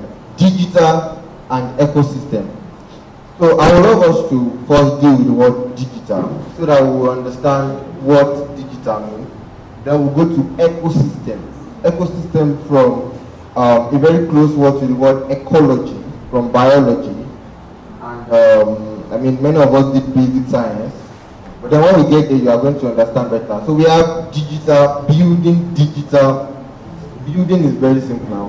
When you say building, it means you are, we are in a building right now, and before this building got to this point where you all or we all can be comfortable inside it without being afraid of it collapsing on us, then what happened is that it started from the foundation. The foundation was laid, and then the bricks were placed on the foundation, and then like that and like that and like that, the structure is now in place. So when we talk about building, it's a word that I believe that we are all familiar with. But then let's deal with the main words here, which is digital and ecosystem. Digital. We are students here, and I would have loved it to be interactive. I'm looking at my time, and I don't know how that is going to happen, because since we are students, it's better if we have an interactive session so that everyone can be carried along. So that somebody has, we are used to your teacher just coming in and just teaching and teaching you. But this is not supposed to be, I don't know, but I think this is not supposed to be a lecture per se, it's supposed to be interactive. I don't know, can anyone help with the word digital? Based on your understanding, what do you think, or what do you understand by the word digital? Anyone? What do you understand by the word digital? Can someone help me? Digital. Anyone? Digital. Alright, let me ask. How many of us have a phone here? It doesn't mean that you don't have to bring the phone here. Do you have a phone, like a personal phone? Anyone? Please, if you have a phone, can you raise your hand? If you have a phone, can you raise your hand? If you have a phone, like your phone does not have to be here, but if you have a phone, can you raise your hand? Alright, you have a phone. If you have a Facebook account, can you raise your hand? Alright, if you have a LinkedIn account, can you raise your hand? Wow. If you have an Instagram account, can you raise your hand? Alright, thank you. If you raise your hand just now for any of the questions I asked, that means you are actually already interacting with the digital. So that means you understand what digital means. So I don't know why when I asked for the word digital, you guys did not respond. That's fine. So when we talk about digital, when you have a phone, digital, when we say the word digital, it has to do with technology, right? That's just what that word means, digital. When you say digital, it means technology. It involves the use of technology. And technology before used to be just about computer. When you talk about the word technology, only people that have computer can actually relate with the word before. But then with the advancement of technology, now with your phone, technology has advanced to a point where you do not need a computer to be able to access the internet, what you can call the digital space. I'm trying to help you understand the word digital. So when we talk about digital, it involves, I think God put it this way, that it involves the use of computers and internet. But now technology has advanced to a point where you do not need a computer to access the internet. Within your phone is a computer. And eventually, I don't know if the speaker that actually came up before me, or the one that will come up after me, would touch on the advantage of technology. I think I went through the other topics of the speaker, and I think someone was to talk about tech. So I believe that the person has done a lot of justice to that. I think that was the speaker before me, right? So I don't even need to dwell too much here. But I'm saying that when we talk about the word digital, it involves the use of technology, and it involves access to the internet. But then, technology has advanced beyond just computers. Now with your phone, we all access the internet, because many of you just said that you have a LinkedIn account, you have a Facebook account, some of you have Instagram, some of you have Twitter, some of you are just active users of the digital space. That means you understand what we mean by digital. And that's digital. Now let's touch on ecosystem. In biology, I mentioned that earlier. In biology, I think that some of you are students, so let's deal with basic science, because if you went to a good secondary school, I mean, you should pass through GSS. And then in GSS, you would be taught basic science. I don't know if that is what it's called in every school. But then I was taught something in my secondary school, I think GSS 1 to GSS 3, and the name of the subject was basic science. And in basic science, there's one interesting topic. And I mean, in science, generally you hear things like organisms, you hear things like weather, you hear words like environment, right? So when we touch on the word ecosystem, it is related to the word ecology. And so ecosystem, Google says ecosystem is the community. Because of this of interesting, so that I will give a more accurate definition. So here, ecosystem is a biological community of interacting organisms and their physical environment. In the way biology puts it, ecology is the relationship between organisms, right, and their environment. And Goku says, let's look at Goku's definition. Ecosystem is a biological community. Please pay attention to this definition, because it is going to lay the premise of the interesting discourse that we are going to be having this afternoon within this short time that I have with you. Ecosystem is a biological community of interacting organisms and their physical environment. I'll say that again. Ecosystem is a biological community of interacting organisms and their physical environment. Now, some might be wondering, what is the relationship between tech that we are discussing and organisms? What is the relationship between the tech that we are to discuss and environment, right? But then we are going to get there. This definition of ecosystem is directly from Google, and it is the one that is in the context of biology. That was why I mentioned ecology earlier. But then I want to pick out some important things from this definition that I will now relate to tech, I will relate to the digital space, and then we can be on the same page. Ecosystem, once again, from biology or basic science, we understand ecosystem to be a biological community of interacting organisms and their physical environment, right? From there, you see the word community. We are discussing building digital ecosystems. From that definition that many of you have written, we can pick the word community. We can pick the word interacting organisms. That's one word together, right? That's a phrase. But then interacting organisms means organisms that interact with each other, right? So we have community from that definition, we have interacting organisms, and then we have their relationship from that definition, and then we have physical environment. Those are the four major things that I want to pick out from that definition. We have community. Now, when we talk about digital ecosystem, we are talking about digital community.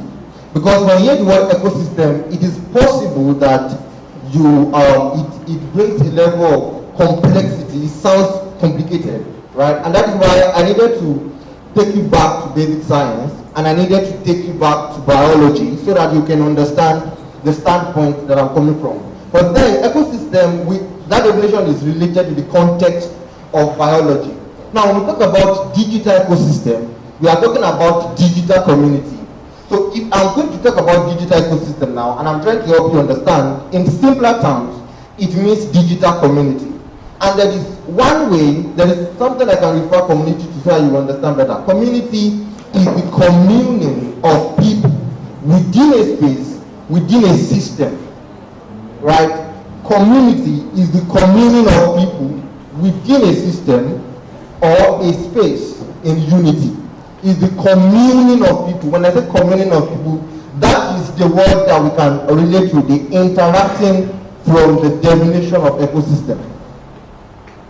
So when we say that digital ecosystem, we are simply saying digital community. And in simpler terms, you can pick that as communities that are present or that are located or that are situated in the digital space. So for example, let me bring it up. For example now, many of you said you are active on Facebook. Facebook is a digital ecosystem. So Facebook is an example of a digital ecosystem. And why is that? Because Facebook is situated in the digital space. I mean, before you can access Facebook, you need to have data, right? And you need to access the internet.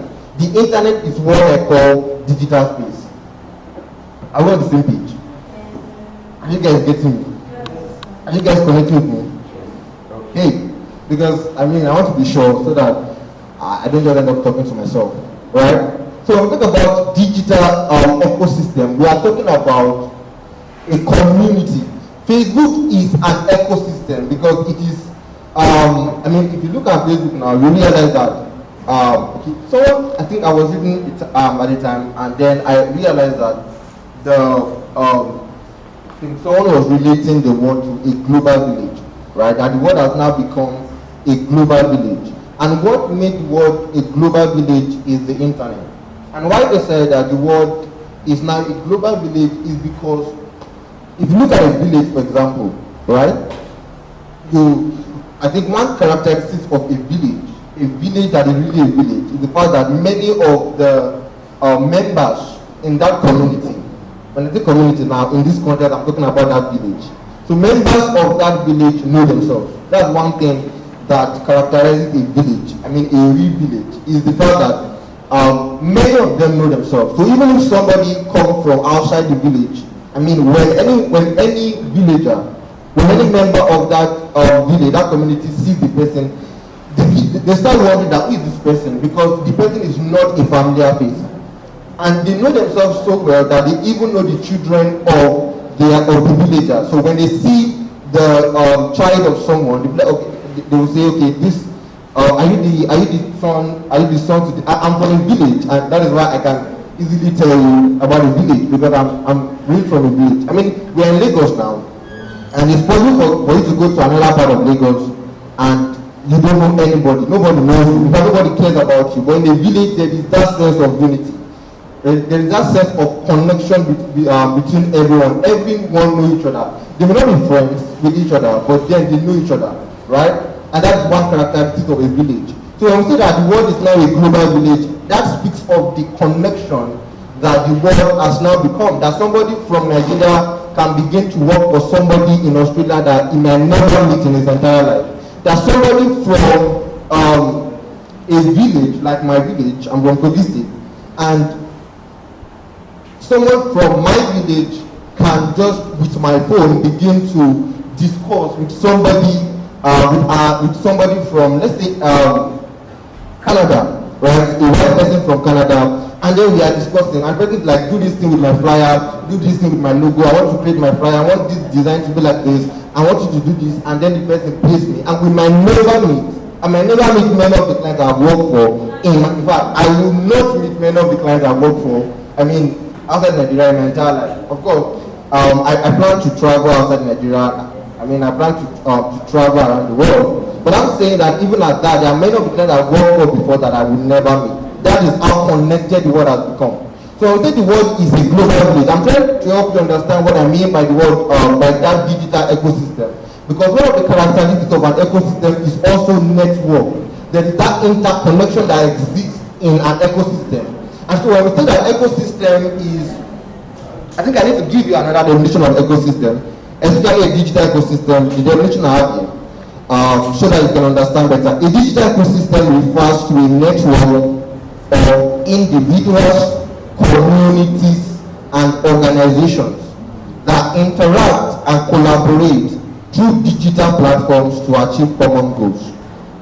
I'll say that again. A digital ecosystem refers to a network of individuals, communities, and organizations that interact and collaborate through digital platforms to achieve common goals. A digital ecosystem refers to a network of individuals, communities, and organizations that interact and collaborate through digital platforms to achieve common goals.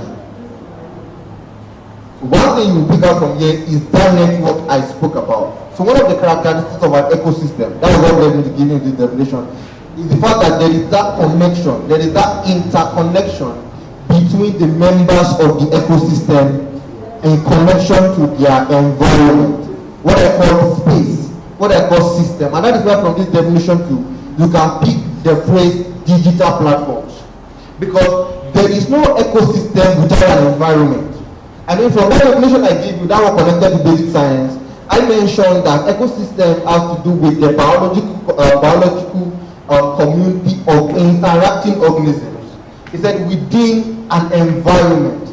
So there is no ecosystem without an environment, and there is no ecosystem without interacting organisms. Not just organisms, but interacting organisms.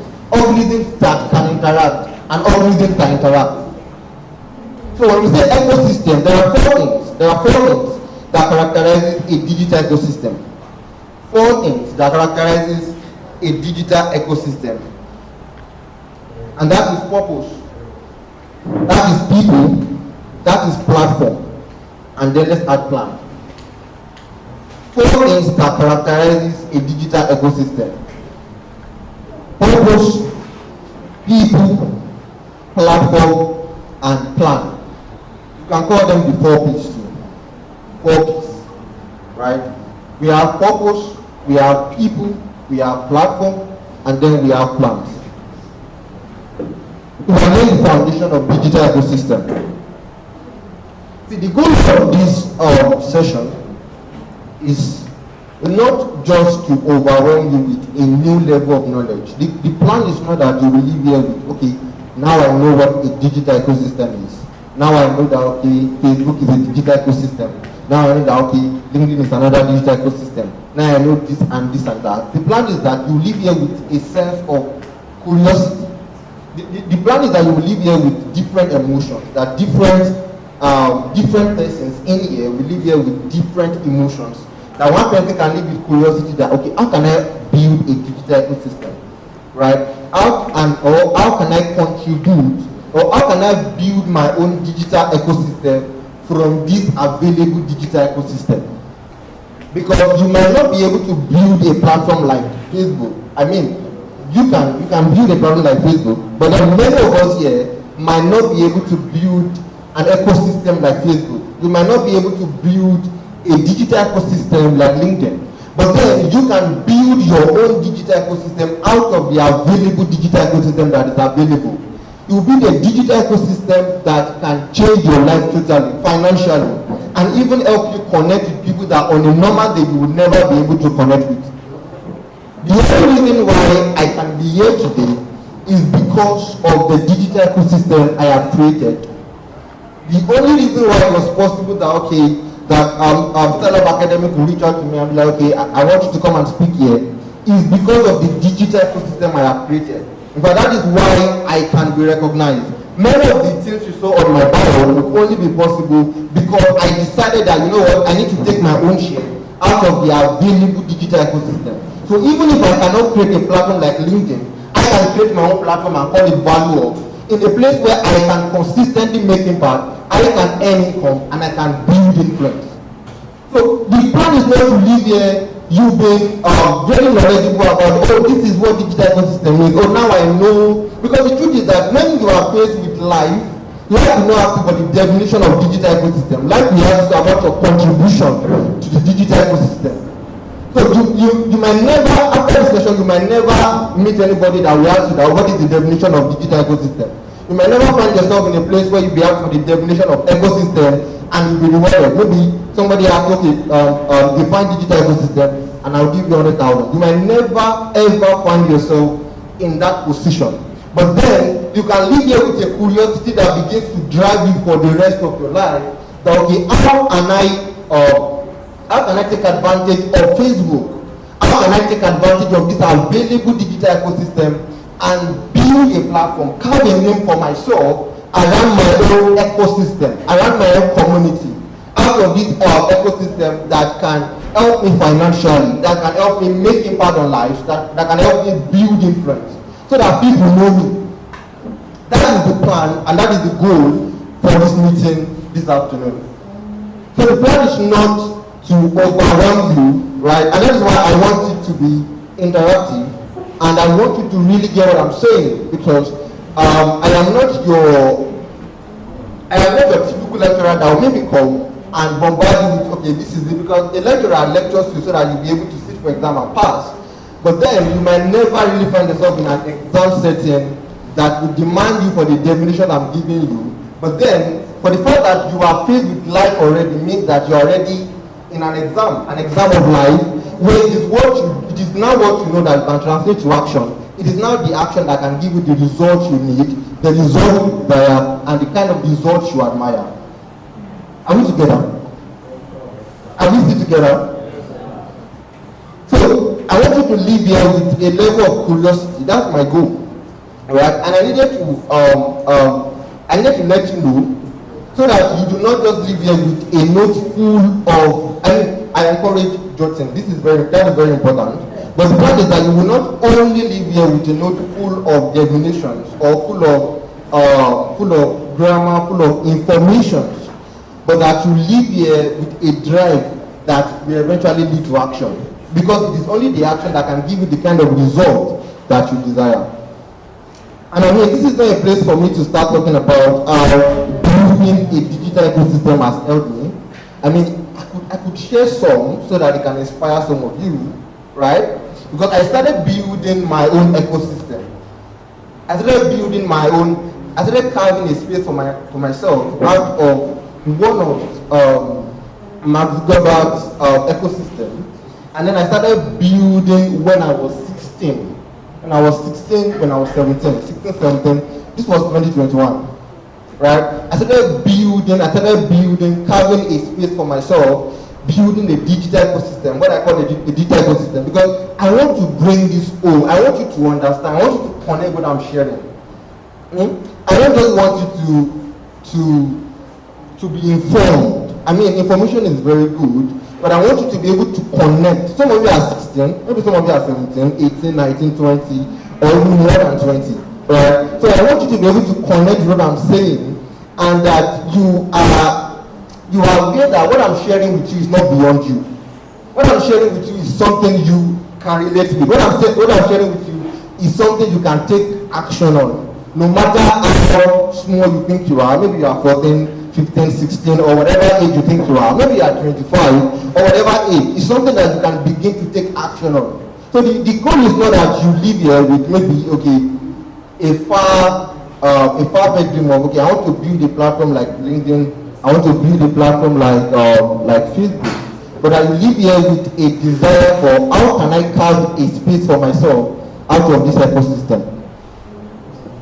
4 P's that characterizes an ecosystem. Please pay attention.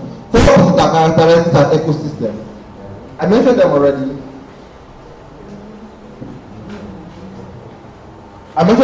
We have purpose, right? We have people, we have platform, and then we have plans. This is the foundation of digital ecosystem. I want to teach you how to build an ecosystem for yourself, and how I was able to. If I tell you that how to build, that might still look far-fetched.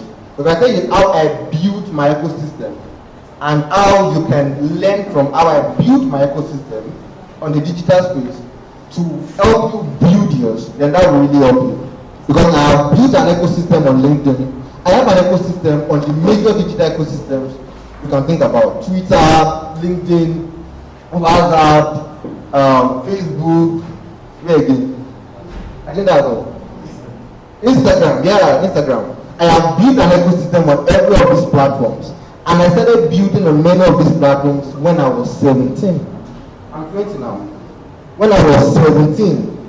I'm mentioning age because I can, if I've interacted with thousands of young persons, thousands, a lot. And one thing I find out, something around that, he was saying that you should start, that the earlier you start, the better, right? The earlier you start, I was sharing something with some people, at Financial Skill and Value Empowerment, that she mentioned that she's a mom. And I was sharing something with them, I think yesterday was, no, not yesterday, I think that was 2 days ago, that was in the 14th.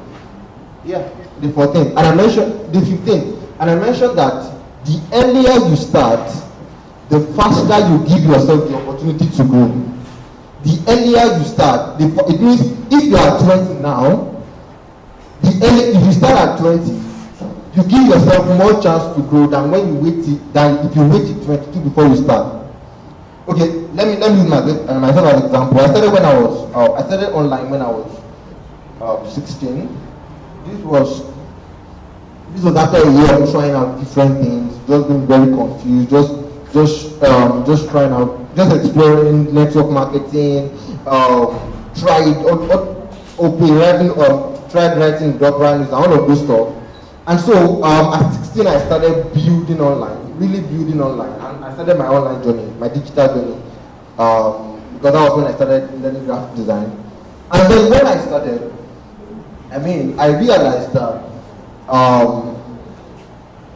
not many persons at my age were exposed to that kind of opportunity, right? So now I'm feeling like if I knew when I knew at 16, the illumination I got, the understanding I had, if I had it when I was 15, by now I would have, the result I'm commanding now would probably be the result I would have been commanding when I was 17, right? Because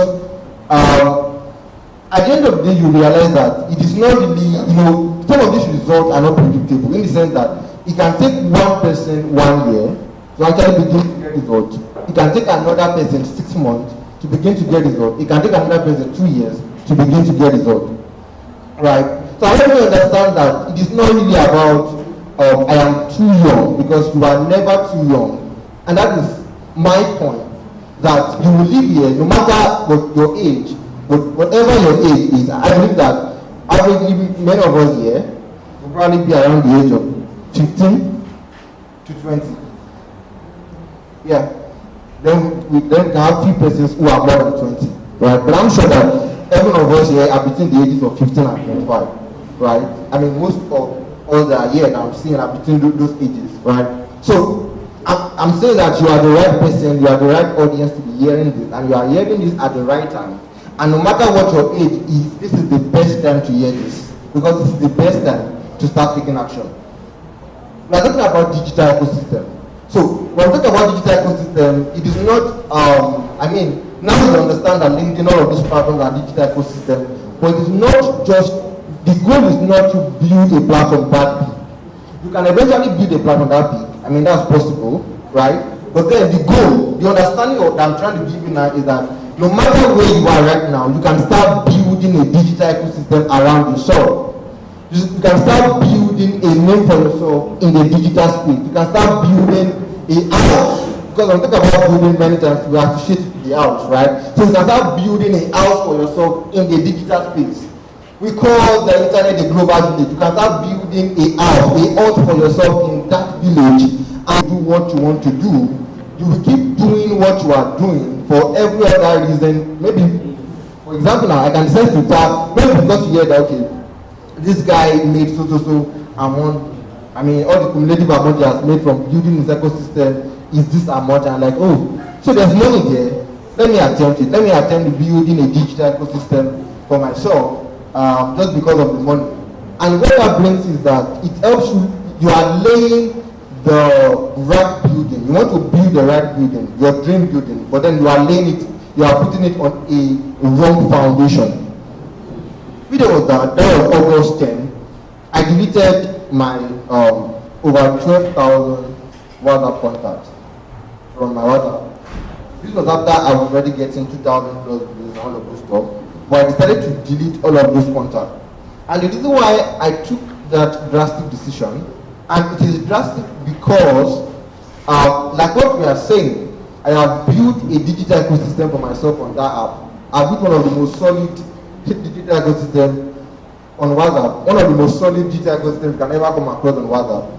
And it is not about the numbers, it's about the engagement. Because we eventually realize, like I said, that community is not really about how many, it is about the connection between the members of the community. I mentioned I define ecosystem as interacting organisms. Interacting organisms. If the organisms are there and are not interacting, you've not built an ecosystem. So the organisms, that's biology. Because the organisms that we're talking about now, they are people, they are human beings, so they are not organisms. So if the people you build in your ecosystem are not interacting, are not communicating, you have not built an ecosystem. Right? Because when we talk about communication, community, I mentioned already that community is the communing of people within a space, within a system in unity. So from the word community, we mentioned com. If you write out the word community, community, COMMUNITY, that's community. We have com and we have unity. Right? Okay. Yeah, we have com, COM, that. If you talk about digital ecosystem, many of the WhatsApp TVs you know do not have an ecosystem. They have static views, but they've not built an ecosystem. Because an ecosystem has a lot to do with interconnection, has a lot to do with network. If there is no communication, there is no ecosystem. Because ecosystem, in biology like we defined, is the biological community of interacting organisms. So when we talk about the foundation of building a community of a digital ecosystem, it has a lot to do with why. Why do you want to build an ecosystem? So I deleted all the content and I decided to start a building again because I realized that when I started out, there was an issue with the foundation. I wanted to build a digital ecosystem on WhatsApp because I saw in 2021, I saw that people were having thousands of views. And it felt nice because they were making money. I mean, this person would just run advert for this person, and the person will make money. So it felt nice to have. It felt nice to have those thousands of views. And so I started out on that part. Every reaction I began to take, I didn't do contact game anyways. I mean, if I say contact game, many of you might be familiar with contact game. So I didn't do that. But then my why was wrong. The purpose why I wanted to build a digital ecosystem. I mean, I didn't remember that was what it was called at the time. But then the reason why I wanted to build that was it was on a wrong foundation. The purpose was wrong, right? And so because the purpose was wrong, it created a weak foundation. Eventually, I started getting it right. But the truth is that if the foundation is destroyed, what can the righteous do? So there was already an issue with the foundation. So everything I kept building on that foundation it wasn't wrong per se, right? But then it wasn't giving me the kind of result I wanted in the level that I wanted it. I was getting results. Actually, I have really amazing community, right? I had a very amazing community. But then it felt like I had too much numbers, right? And then the numbers were not translating to the result I wanted. And so I started to delete all the content. Right? But when I decided to scatter my ecosystem, my digital ecosystem on WhatsApp. So I'm saying that I do not want you to make the same mistake I made. And I mean, many of you might not be interested in actually building an ecosystem on WhatsApp, which is actually understandable. But no matter the platform you want to build on, there is a wrong way to build on whatever platform, whatever ecosystem you want to build an ecosystem on. So when I say ecosystem now, I mean whatever social media platform, because now it's established that Facebook is an ecosystem. So I don't want you to be confused. When I say that you are building a digital ecosystem on a digital ecosystem, I mean, the first one is talking about all the social media platforms that are already available. Right? So when we talk about building a digital ecosystem, you need to ensure that your reason for building an ecosystem is right. You need to start right. You need to start building an ecosystem on the right why. Why do you want to build an ecosystem? Right? And for you to be sure, for you to ensure that you are actually getting it right, you might need to do research. You might need to ask yourself, why do people build, or why is it necessary? Why should I even build an ecosystem? Why should I even build an ecosystem? Why should I even do this? Right? Should I build an ecosystem because people are building an ecosystem? Or should I build an ecosystem because it is necessary? Or should I build an ecosystem because it could give me a leverage to make impact? Should I build an ecosystem because they are building it on the right foundation? Because if you build it on the wrong foundation, eventually as you grow, you will get to a point where you will start encountering some challenges, right? Some challenges that might affect the kind of community and the quality of community that you want to build. The second is people. Community is about people, right? You know, I mentioned and I said something that ecology, that ecosystem in biology, has a lot to do with interacting organisms. But then when we're talking about a community, the digital ecosystem, the kind of digital ecosystem you want to build, you are not dealing with organisms. It is not a bacteria that will be a part of the community. It is not Spirogyra, it is not all of these animals that want to be a part of the community. It is people, right? So you need to ensure that whatever community you want to build, you define the kind of audience that you need in that ecosystem. So you need to define the kind of audience you need in your ecosystem. Are we together? Are we together? You need to define the kind of audience you need in your ecosystem. So when I wanted to build my ecosystem, eventually when I started getting it right, I decided that, okay, the kind of people I want are young persons, because I want to inspire young persons to embrace greatness, right? I realized that there are a lot of young persons that are sleeping on the potential that is domiciled in and around them, right? And as somebody who got exposed at a very young age to some of these opportunities, and someone who started engaging some of these potentials, I realized that there are so many young persons like me who do not know what I know, and if they actually know what I know, they will even get more results than I get. So I know that the kind of community I wanted to build are young persons, and so that influenced every other thing that I do in that community.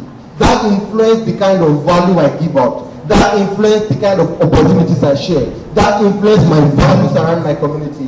That influenced the things I share and the things I decide not to share. That influenced the kind of things I say. That influenced my approach of saying them. That influenced every other thing I wanted to achieve with my digital ecosystem. So you need to ensure that your purpose, first of all, I wanted to build a community of young persons who begins to see their potential in new light, who begins to understand that so long as you have a phone, you have something that can financially set you on track. So long as you have a phone, you have something that can financially empower you. So long as you have a phone, the reason why you are not getting results with your phone is because there is something you do not know. And if you know that thing, you begin to get results. It is like a formula. It works like magic.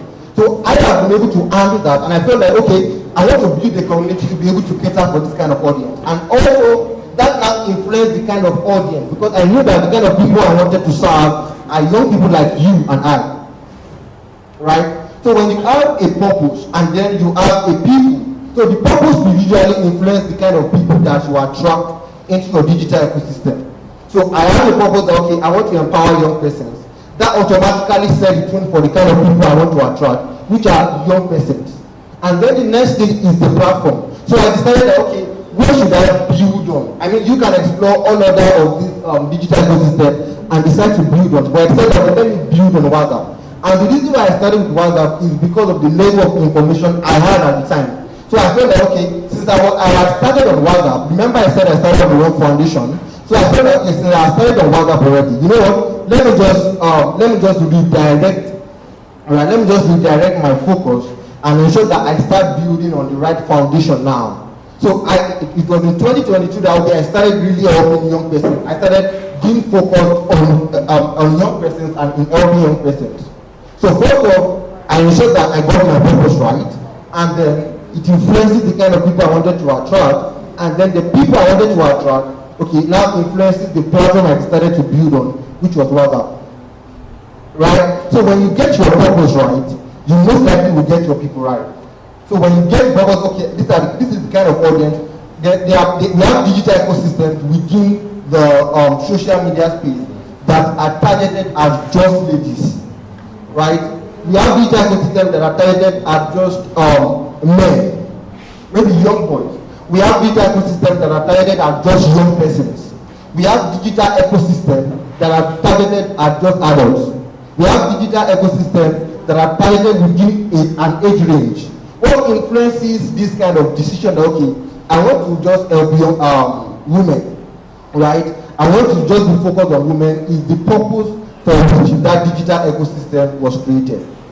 So the purpose now influences the kind of people you want to attract, and then you can now decide that, okay, I want to pick this platform. I want to build on this platform. In fact, this one is the easiest because you can decide to build on any platform depending on your overall goal. And then you now have the fourth one, which is plan. Right? We now have the plan. So even though now you've gotten your purpose right, you've gotten the people, you've gotten the platform, you need to also set the plan. So what plan should I follow? What plan? Because it is the plan that you set that will eventually influence the scaling of your digital ecosystem. It is easier to build a digital ecosystem than it is to sustain a digital ecosystem. It is easier to build a digital ecosystem than it is to sustain and scale a digital ecosystem. It starts first by building, the next sustaining, the next scaling. So the purpose that you declared, the people that you are not sure about, the platform that you want to build on, the clarity about the purpose, the clarity about the people, the clarity about the platform, the clarity about the plan, those are all about building. After you build, the next thing will now be to sustain.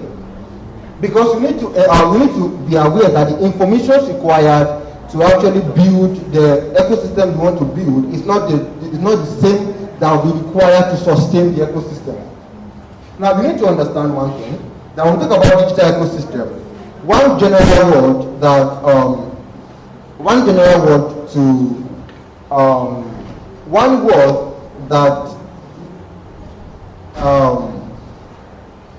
look for this word. Value, yeah, that's the word. Value is one word that is common to all digital ecosystems. Value is one word that is common to all digital ecosystems. Because you need to be aware that every digital ecosystem is focused, is people focused. So I give an example. I said, okay, let me give an example of a digital ecosystem that is targeted at just women. And that is, I don't know, do anyone know Diary of a Niger Girl? Anyone? Diary of a Niger Girl. Anyone? Please raise your hands. Diary of a Niger Girl. Anyone? Okay, you have to. That is a digital ecosystem that is targeted at just women, right? Targeted at helping women. So you realize that, okay, the woman that founded that ecosystem keeps putting out content, keep putting out valuable content, keep helping women, keep helping women, keep finding a way to solve women's problem, because it is a digital ecosystem that is targeted at just women. And one thing you realize is that consistently the woman keep putting out valuable content, because one thing that sustains an ecosystem is value. You need to keep feeding the people that you gathered in your ecosystem. You need to keep feeding them, because you realize at the end of the day that for you to be able to get attention and sustain the attention, you need to ensure and endeavor that the people are catered for. The people are, I like to use the word valified, right? The people keep getting value. And the value that you are giving out is going to be based on the purpose for building your ecosystem. My time is up and I need to stop here. I don't know if there are questions for me.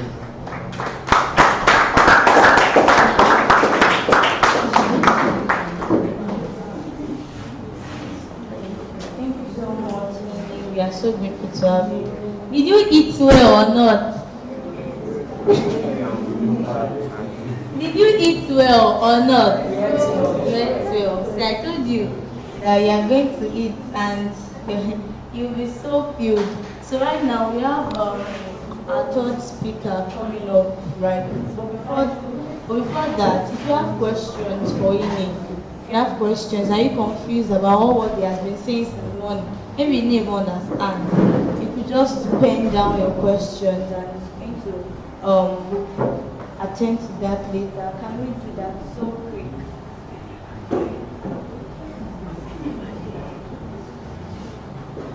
So So what we are doing, do we have questions? If you have questions, please can you raise your hand so we can know how many questions in is going to give answers. Is there any questions at all? No questions. No questions, or there is? No questions. Okay, so I have questions. If there's no question for me, I have questions for you. Because while this section was going on, some people were just trying to catch their time with each other. I know you've known each other maybe before now, but then this is the time to learn. Whatever he's saying is not just for now alone. I have learned something about myself that when I'm in a gathering like this, I do not just learn for myself. I learn for myself and others. Because whatever I've gained here, whatever I've paid attention to here, I would also, after implementing, I would also be able to teach other persons. So since you guys said you don't have questions for me, I have questions for you. He said something, so I want to throw it to us. What is common to the ecosystem? What's the answer? What's common to the ecosystem? Somebody is saying it. What's common to the ecosystem? Say something like that.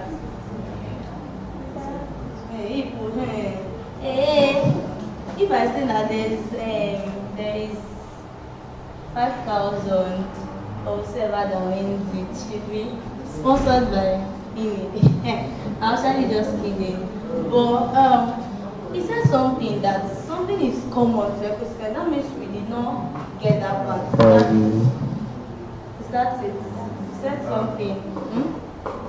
I'm hearing it, but people don't want to say it loud. No. He said is that what he said? That what he said. If he said that value is common to the ecosystem. Value is common. The direction is also common. So when you go online, you see many people doing amazing things, and you are being wowed that am I sleeping? So I just want to use this medium to also encourage us that in whatever we are doing, don't just build. Don't just like what he said. He said something that it might be easy to build, but how do you sustain those people you've brought together? How do you give them what they need for every phase of their life? So you need to be updated. You don't just say, I'm this, I'm that. If he is not upgrading, if he is not building, if he is not giving himself to learning, I tell you that even after he has impacted thousands of people, he might not be here today, but he's here because he's putting in the work. So I'm saying it to us to also put in the work. Don't just listen to everything he has said and just go back home and you are eating ever, forgetting everything he has said. Put in the work. When you go online, when you go on social media, LinkedIn, you see people doing amazing things. Aren't you wowed? You should also inspire yourself to also do great things. Yes, you should inspire yourself to do big things because whatever decisions you take would either make you or mar you. And whatever decision you take is not even for now alone. It's about the future. It's about some people when we talk about future, they used to say, maybe future is very far. Future is 50 years to come. I tell you, your future is still right now. Because it is whatever you are building now that will determine whatever will come out, whatever will come out of your future. So he said that. So what are the 4 things that characterize the digital ecosystem? I mentioned 4 things. So who wants to go first? Right. Purpose, people, platform, and plan. Purpose, people, platform, and planning. I don't know. The third speaker, I'm not. Okay, so before I read the third speaker bio, which is not with me currently, I need to ask him a question on behalf of everyone here, because it seems that everybody sitting in this in this room if it looks like guru. So I want to ask Ini, I don't know if you can quickly answer that question. So when you talked about purpose, and I'm wondering why we don't have questions. Are we shy? You don't have questions, really? Me, I'm a teacher that, okay, you don't have questions. You don't have, Divine, you don't have questions. He spoke about purpose, and I was expecting somebody to like ask him, now what does purpose even mean? Because if he's telling us that, oh, for you to build an ecosystem, for you to build your space into an ecosystem, you need to have purpose, and nobody's asking, okay, sorry, do you know your purpose? Sorry, do you? Or you have an idea of what you want to do? Do you have an idea of what you want to do? Okay, so I think we should ask questions that he needs to think deep to give an answer. Because for you to build, he talked about purpose. Do we even know what purpose means?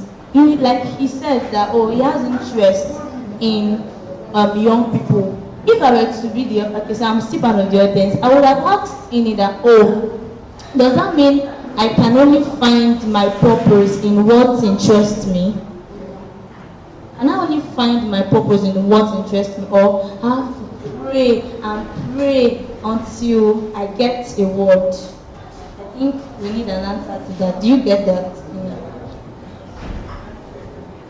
Well, the purpose in this context, this context of our discussion today, was really, it's really about the bigger picture of purpose. Because when I see this context, purpose is a word that can have different meanings.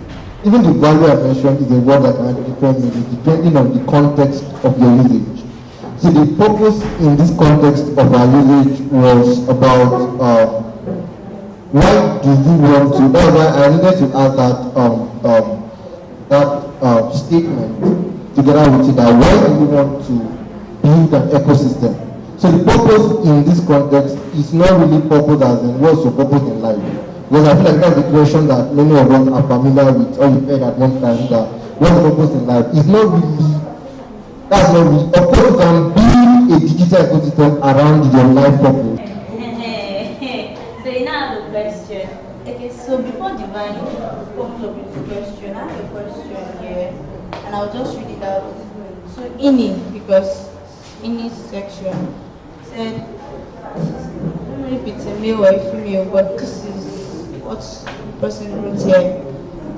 If I have been able to build quite a good number of followers on my social media page, but while building, it was totally obvious of interaction. I don't get it. Okay, maybe comments.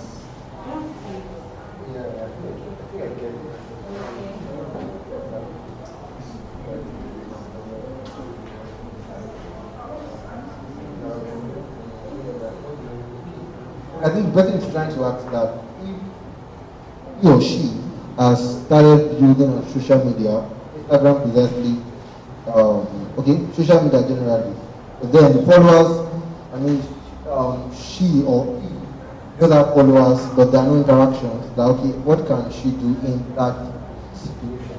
Now your followers can be a part of your digital ecosystem, but your followers are not automatically a part of your digital ecosystem. I don't know if you get that.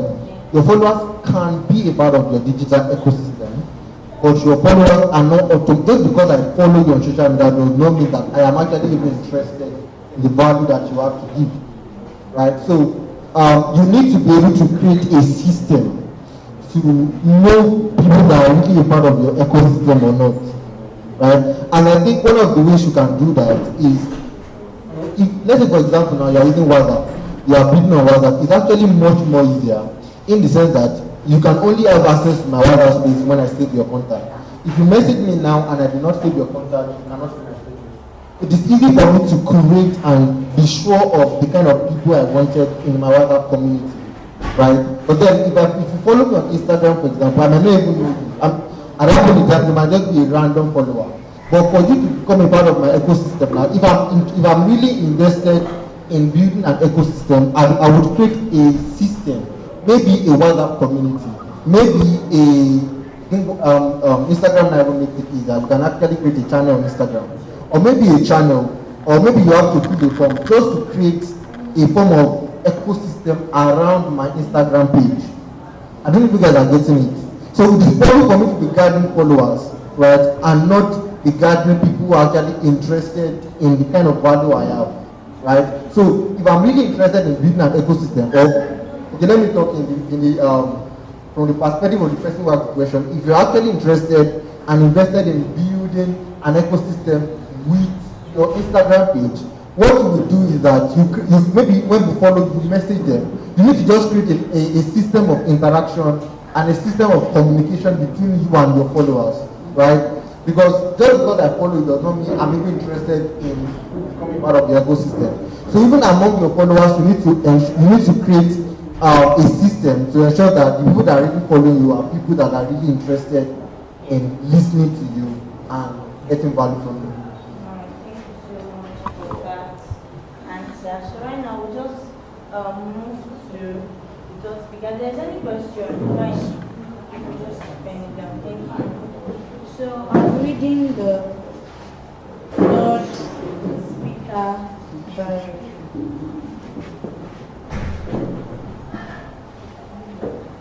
her name is Hester. Esther Adele is a transformational catalyst, writer, preacher, public speaker, and engineering physicist. She's a teens and 20s coach with 5 years experience as a visionary leader. She is the founder of Purposeful Teens and 20s Community. PTC Global is a 2,000 plus member community of young people. She is the convener of the annual Purposeful Teens and 20s Summit. Through PTC, she hosts a leadership conference that equips hundreds of young adults with personal and strategic leadership insights for societal impact.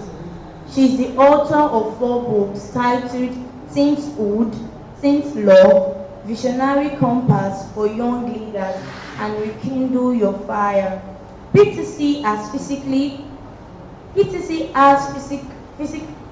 communities in 5 universities in Nigeria: Foye, Lasso, Futa, Unijos, and OAU. These communities are established for personal development, purpose discovery, spiritual growth, peer-to-peer networking, and capacity building.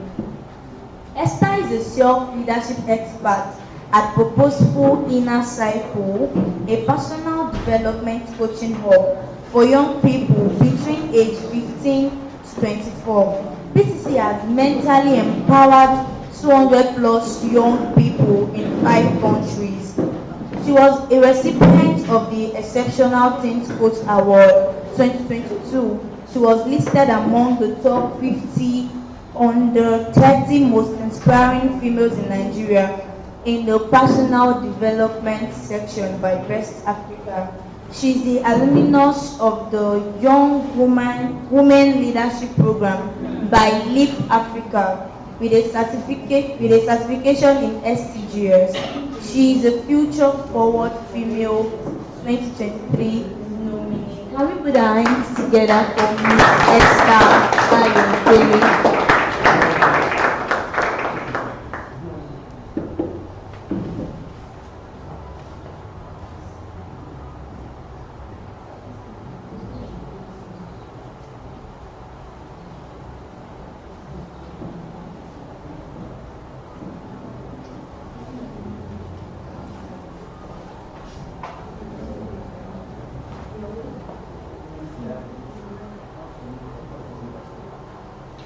I want to believe everybody can hear me and you can see me.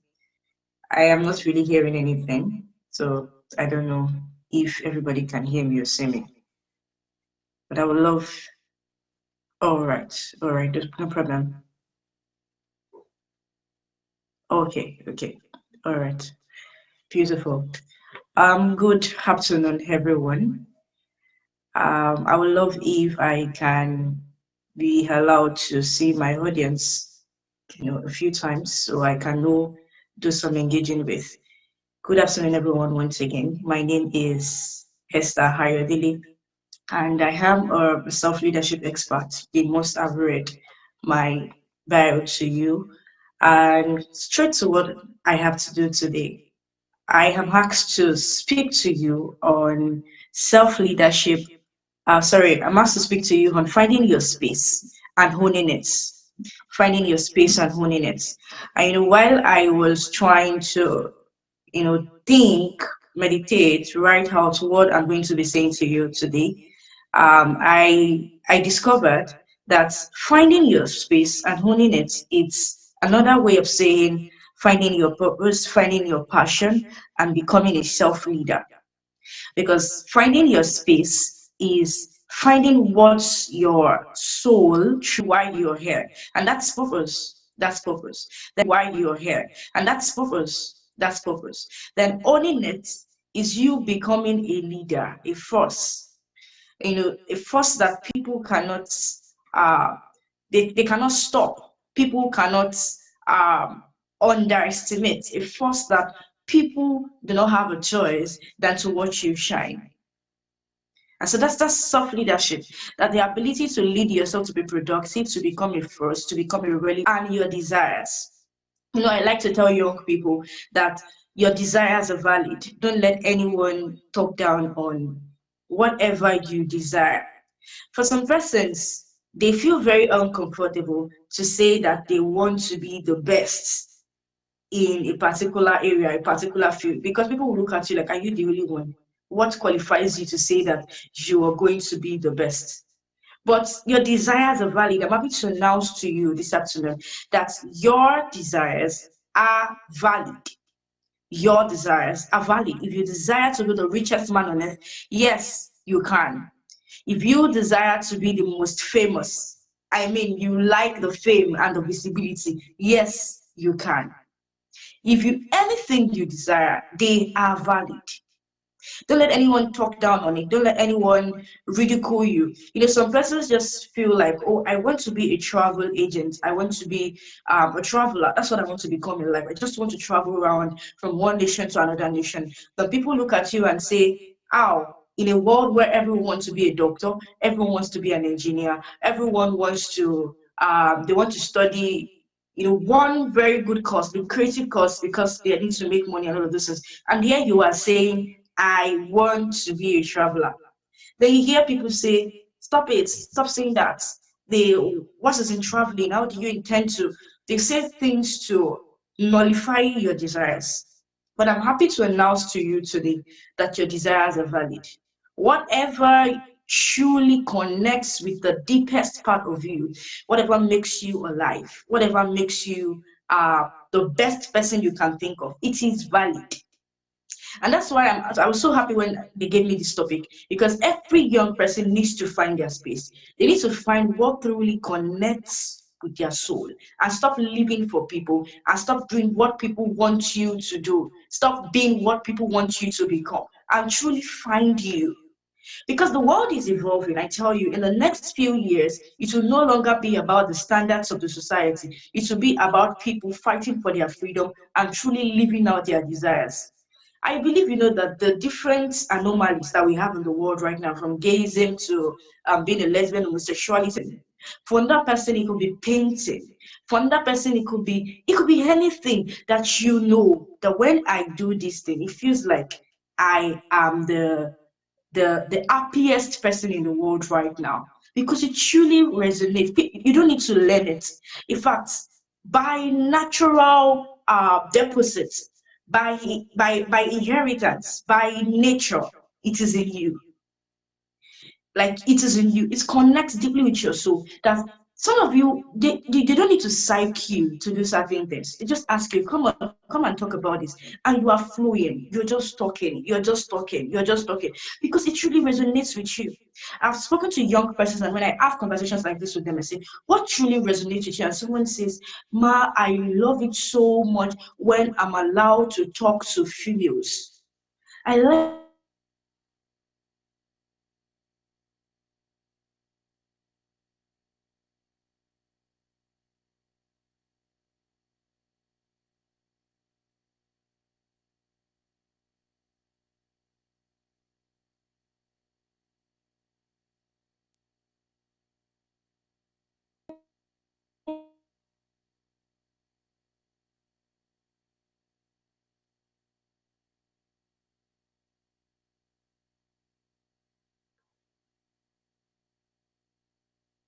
Sorry, that was network. So they don't even need, in fact, while they are unprepared, they can still deliver a great message, because that particular thing resonates with your soul. I believe some of you can relate. You are beginning to connect things in your life that you know that these very things, I am very good at them. These very things, it makes me happy. If you allow me to sit down and begin to paint, I can paint the wildest imagination you can think of, and I will not get tired. It just excites me. And I'm truly saying to you today that beyond the expectations of everyone around you, beyond the expectations of people, parents, mentor, you don't want to ignore, you don't want to underestimate the very thing that makes you happy, because you would later come to appreciate it. You will later come to appreciate everyone deserves to be in their own space. Everyone deserves to truly connect with that part of them. And for you to find your space, because some persons are like, okay, for me, it's not actually like that. I don't even know. I don't know what exactly my space is. I don't know what exactly makes me happy. I don't know. I have talents, I have gifts, but I don't know what's that one thing I want to build on. I don't know. So for people like this, I'm going to teach you how to find your space, how you can find something that you can build relevance at, something that can become a legacy for you. If you don't know what legacy is something that you leave on earth when you are not here anymore. For instance, there are men who are dead that we still read about, we still talk about them. An example is Miles Monroe. For those of you who have read Casting books, all of those people, we still read about them. We read about them, even though they're not writing anymore, we still read about them because they lived a legacy driven life. And a legacy driven life is that life of doing what you are called to do, not what society gives to you, not what somebody expects of you, but that very thing that you are destined, that very thing that you are called to do. That's living a legacy driven life. And how can you find that thing? How can you find that thing? The first thing I have here is you need to reflect. You need to reflect. You need to reflect. You must truly sit down and think and seek freedom from every limitation that you have. Oh, my mommy does not have enough money to send me to go and pursue my master's. I really want to be a professor. I want to be a professor in I want to be a professor in vector mechanics. I want to be a professor in sociology. I want to be a professor in humanities. But looking at it, I'm not even attending a very good school right now. You want to sit down and begin to analyze those limitations because they will truly place before you the freedom that you desire. Write them out, analyze it, seek to know what are the limitations I have in my life right now. What are the limitations I have in my life right now? Write them. And if you want to know how to truly know your limitations, you want to sit down and begin to think about your life as a whole.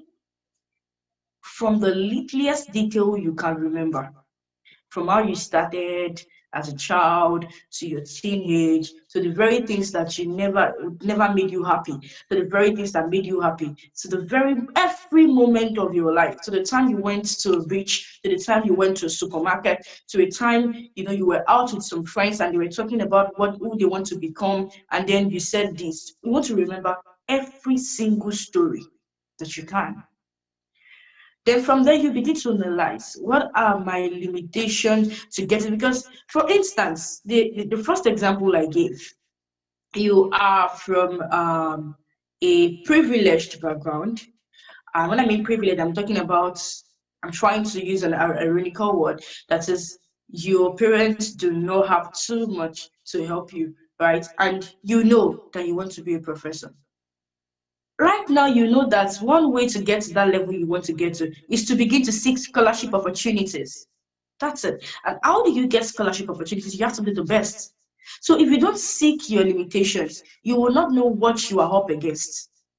So you know that you have to now start studying better than everyone else.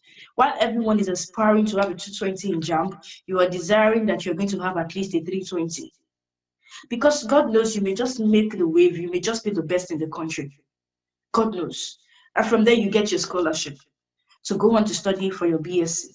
Then you want to do your best to be the best in class. From there, you don't know, you can just apply for a scholarship and you're in Nottingham studying, doing your master's. From there, doing your PhD. And then look at your dream, life before you. You are acquiring them.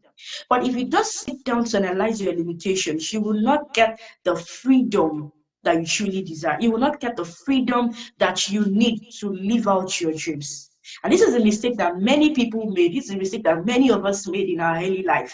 We did not sit down to analyze our limitations. We just kept going. We kept pushing. They will keep telling you, keep pushing. You will thrive. Keep pushing. You will succeed at it. They just kept telling us to keep pushing. So we were trying to go with the flow, but we never analyzed our limitations. Because maybe if some of us did, we would do better than we are doing right now.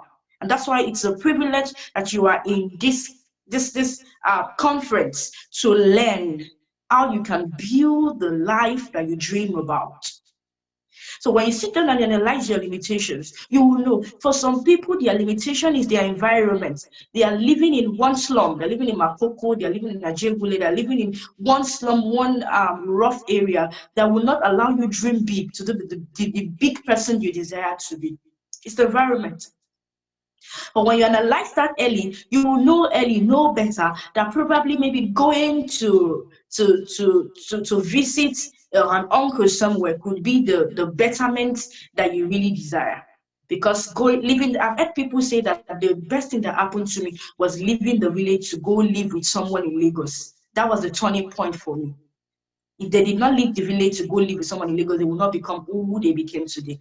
So while you are thinking that, oh, he's suffering, I'm going to go and live with Mr. So. If you had analyzed your limitations and you know that the environment is your limitation, you will count it all joy.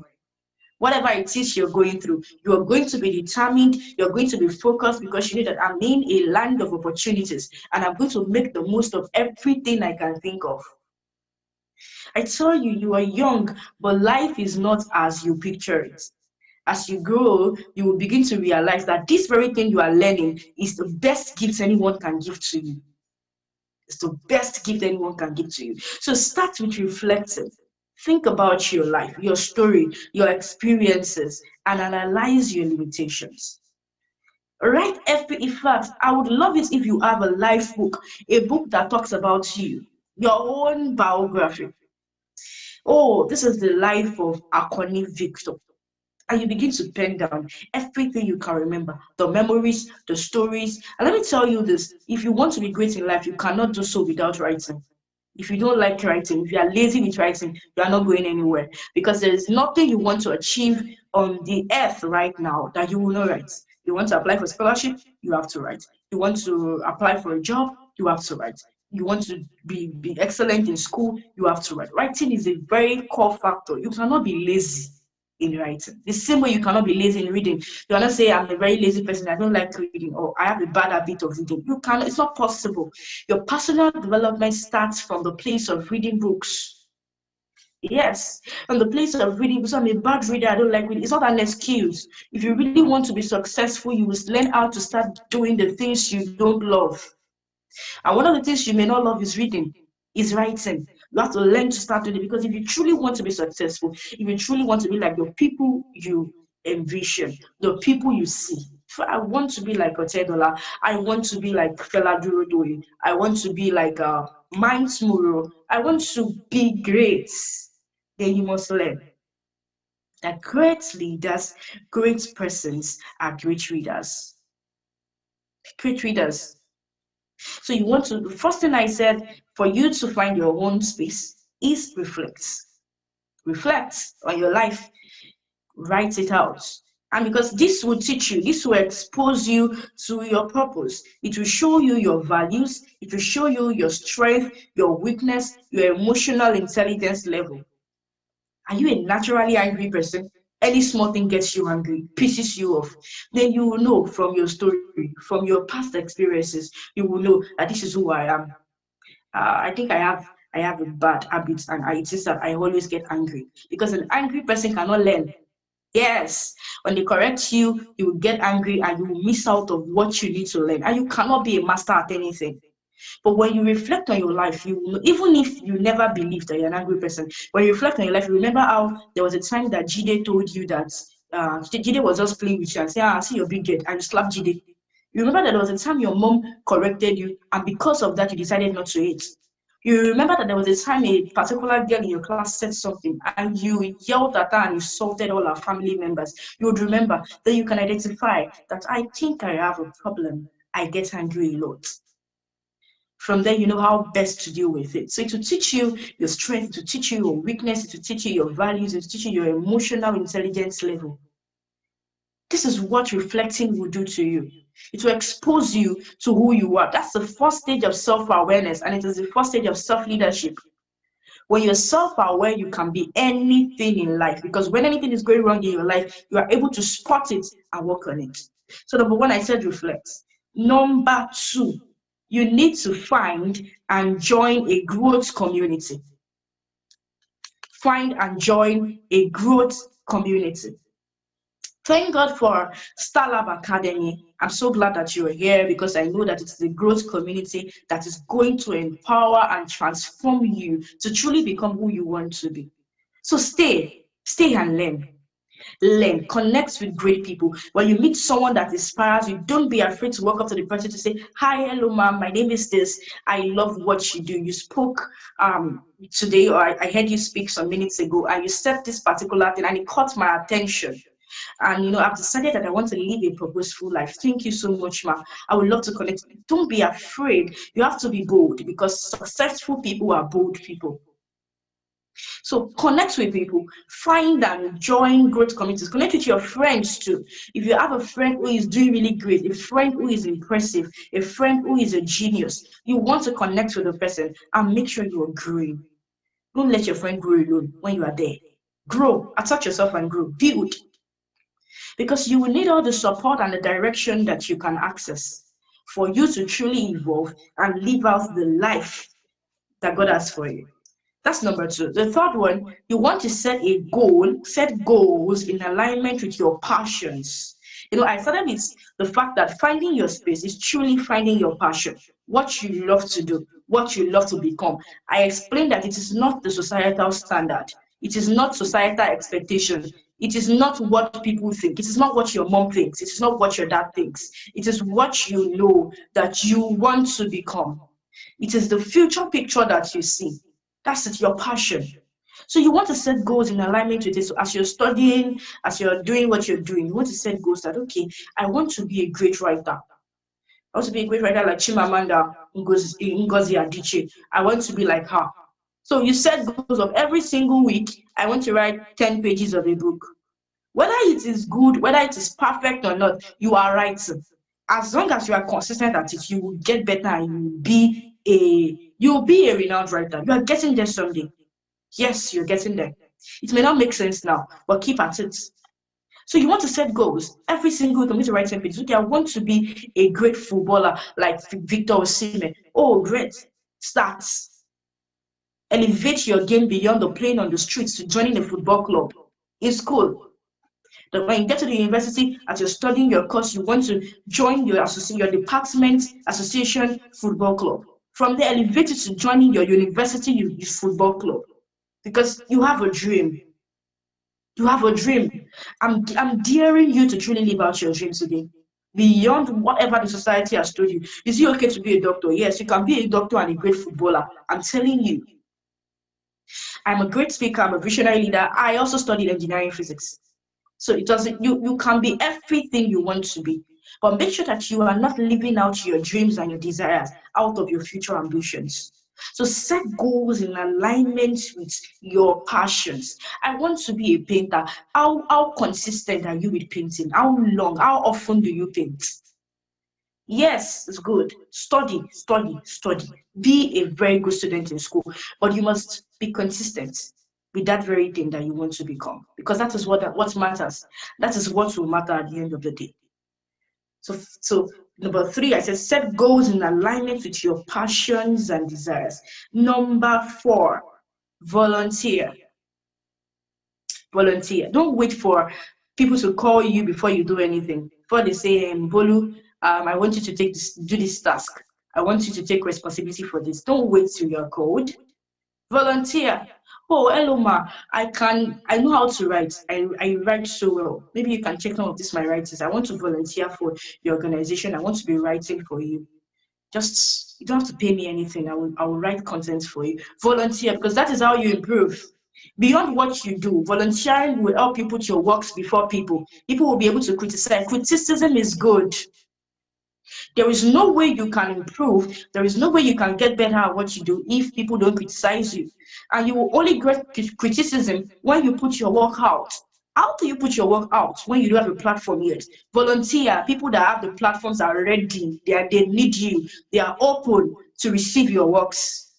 So from there, you volunteer, you get corrections. From there, you improve. And before you know it, you move on to the next level of your success ambition. So volunteer willingly, without incentives, without any gifts. Sometimes you get gifts. Yes, some persons are gracious enough and they get gifts, good. But that should not be your motivation for service. It should never be your motivation for service. Volunteer. Volunteer. I just want to use my gifts to help this organization. You're not just helping the organization, you are helping yourself to grow. You're helping yourself to grow. That's the first one. The 5th one that I'm going to share with you is explore. Explore. One beautiful thing about me, about my coaching, about my public speaking life is that I get to travel from state to state. And I love it so much because there are times you get to a new state and you're like, ooh, they have this place here. This place is beautiful. You see, and it changes your perspective. You are able to see new problems, new challenges that you can provide solutions to. Because no great man just becomes great. They have to offer solutions. They are solution driven. And how do you provide solution when you don't know the problem that we have in the country? You don't know, and your level of sight, the problems that you are able to identify depends on your exposure. Depends on your exposure. So there are certain things that are happening to people that you never know. You don't know.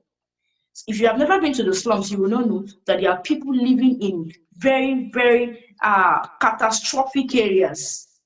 I mean, areas where they are exposed to natural disasters, flood, many things happen to them. They have bad water. If you've never been to the slums before, you will think everybody's enjoying like you. That's what exposure does to you. It takes you, it opens your eyes to see things. Expose yourself. When I mean expose yourself, give yourself the time to, connect, evolve, go to new environments. Go to new environments. Explore, explore new interests.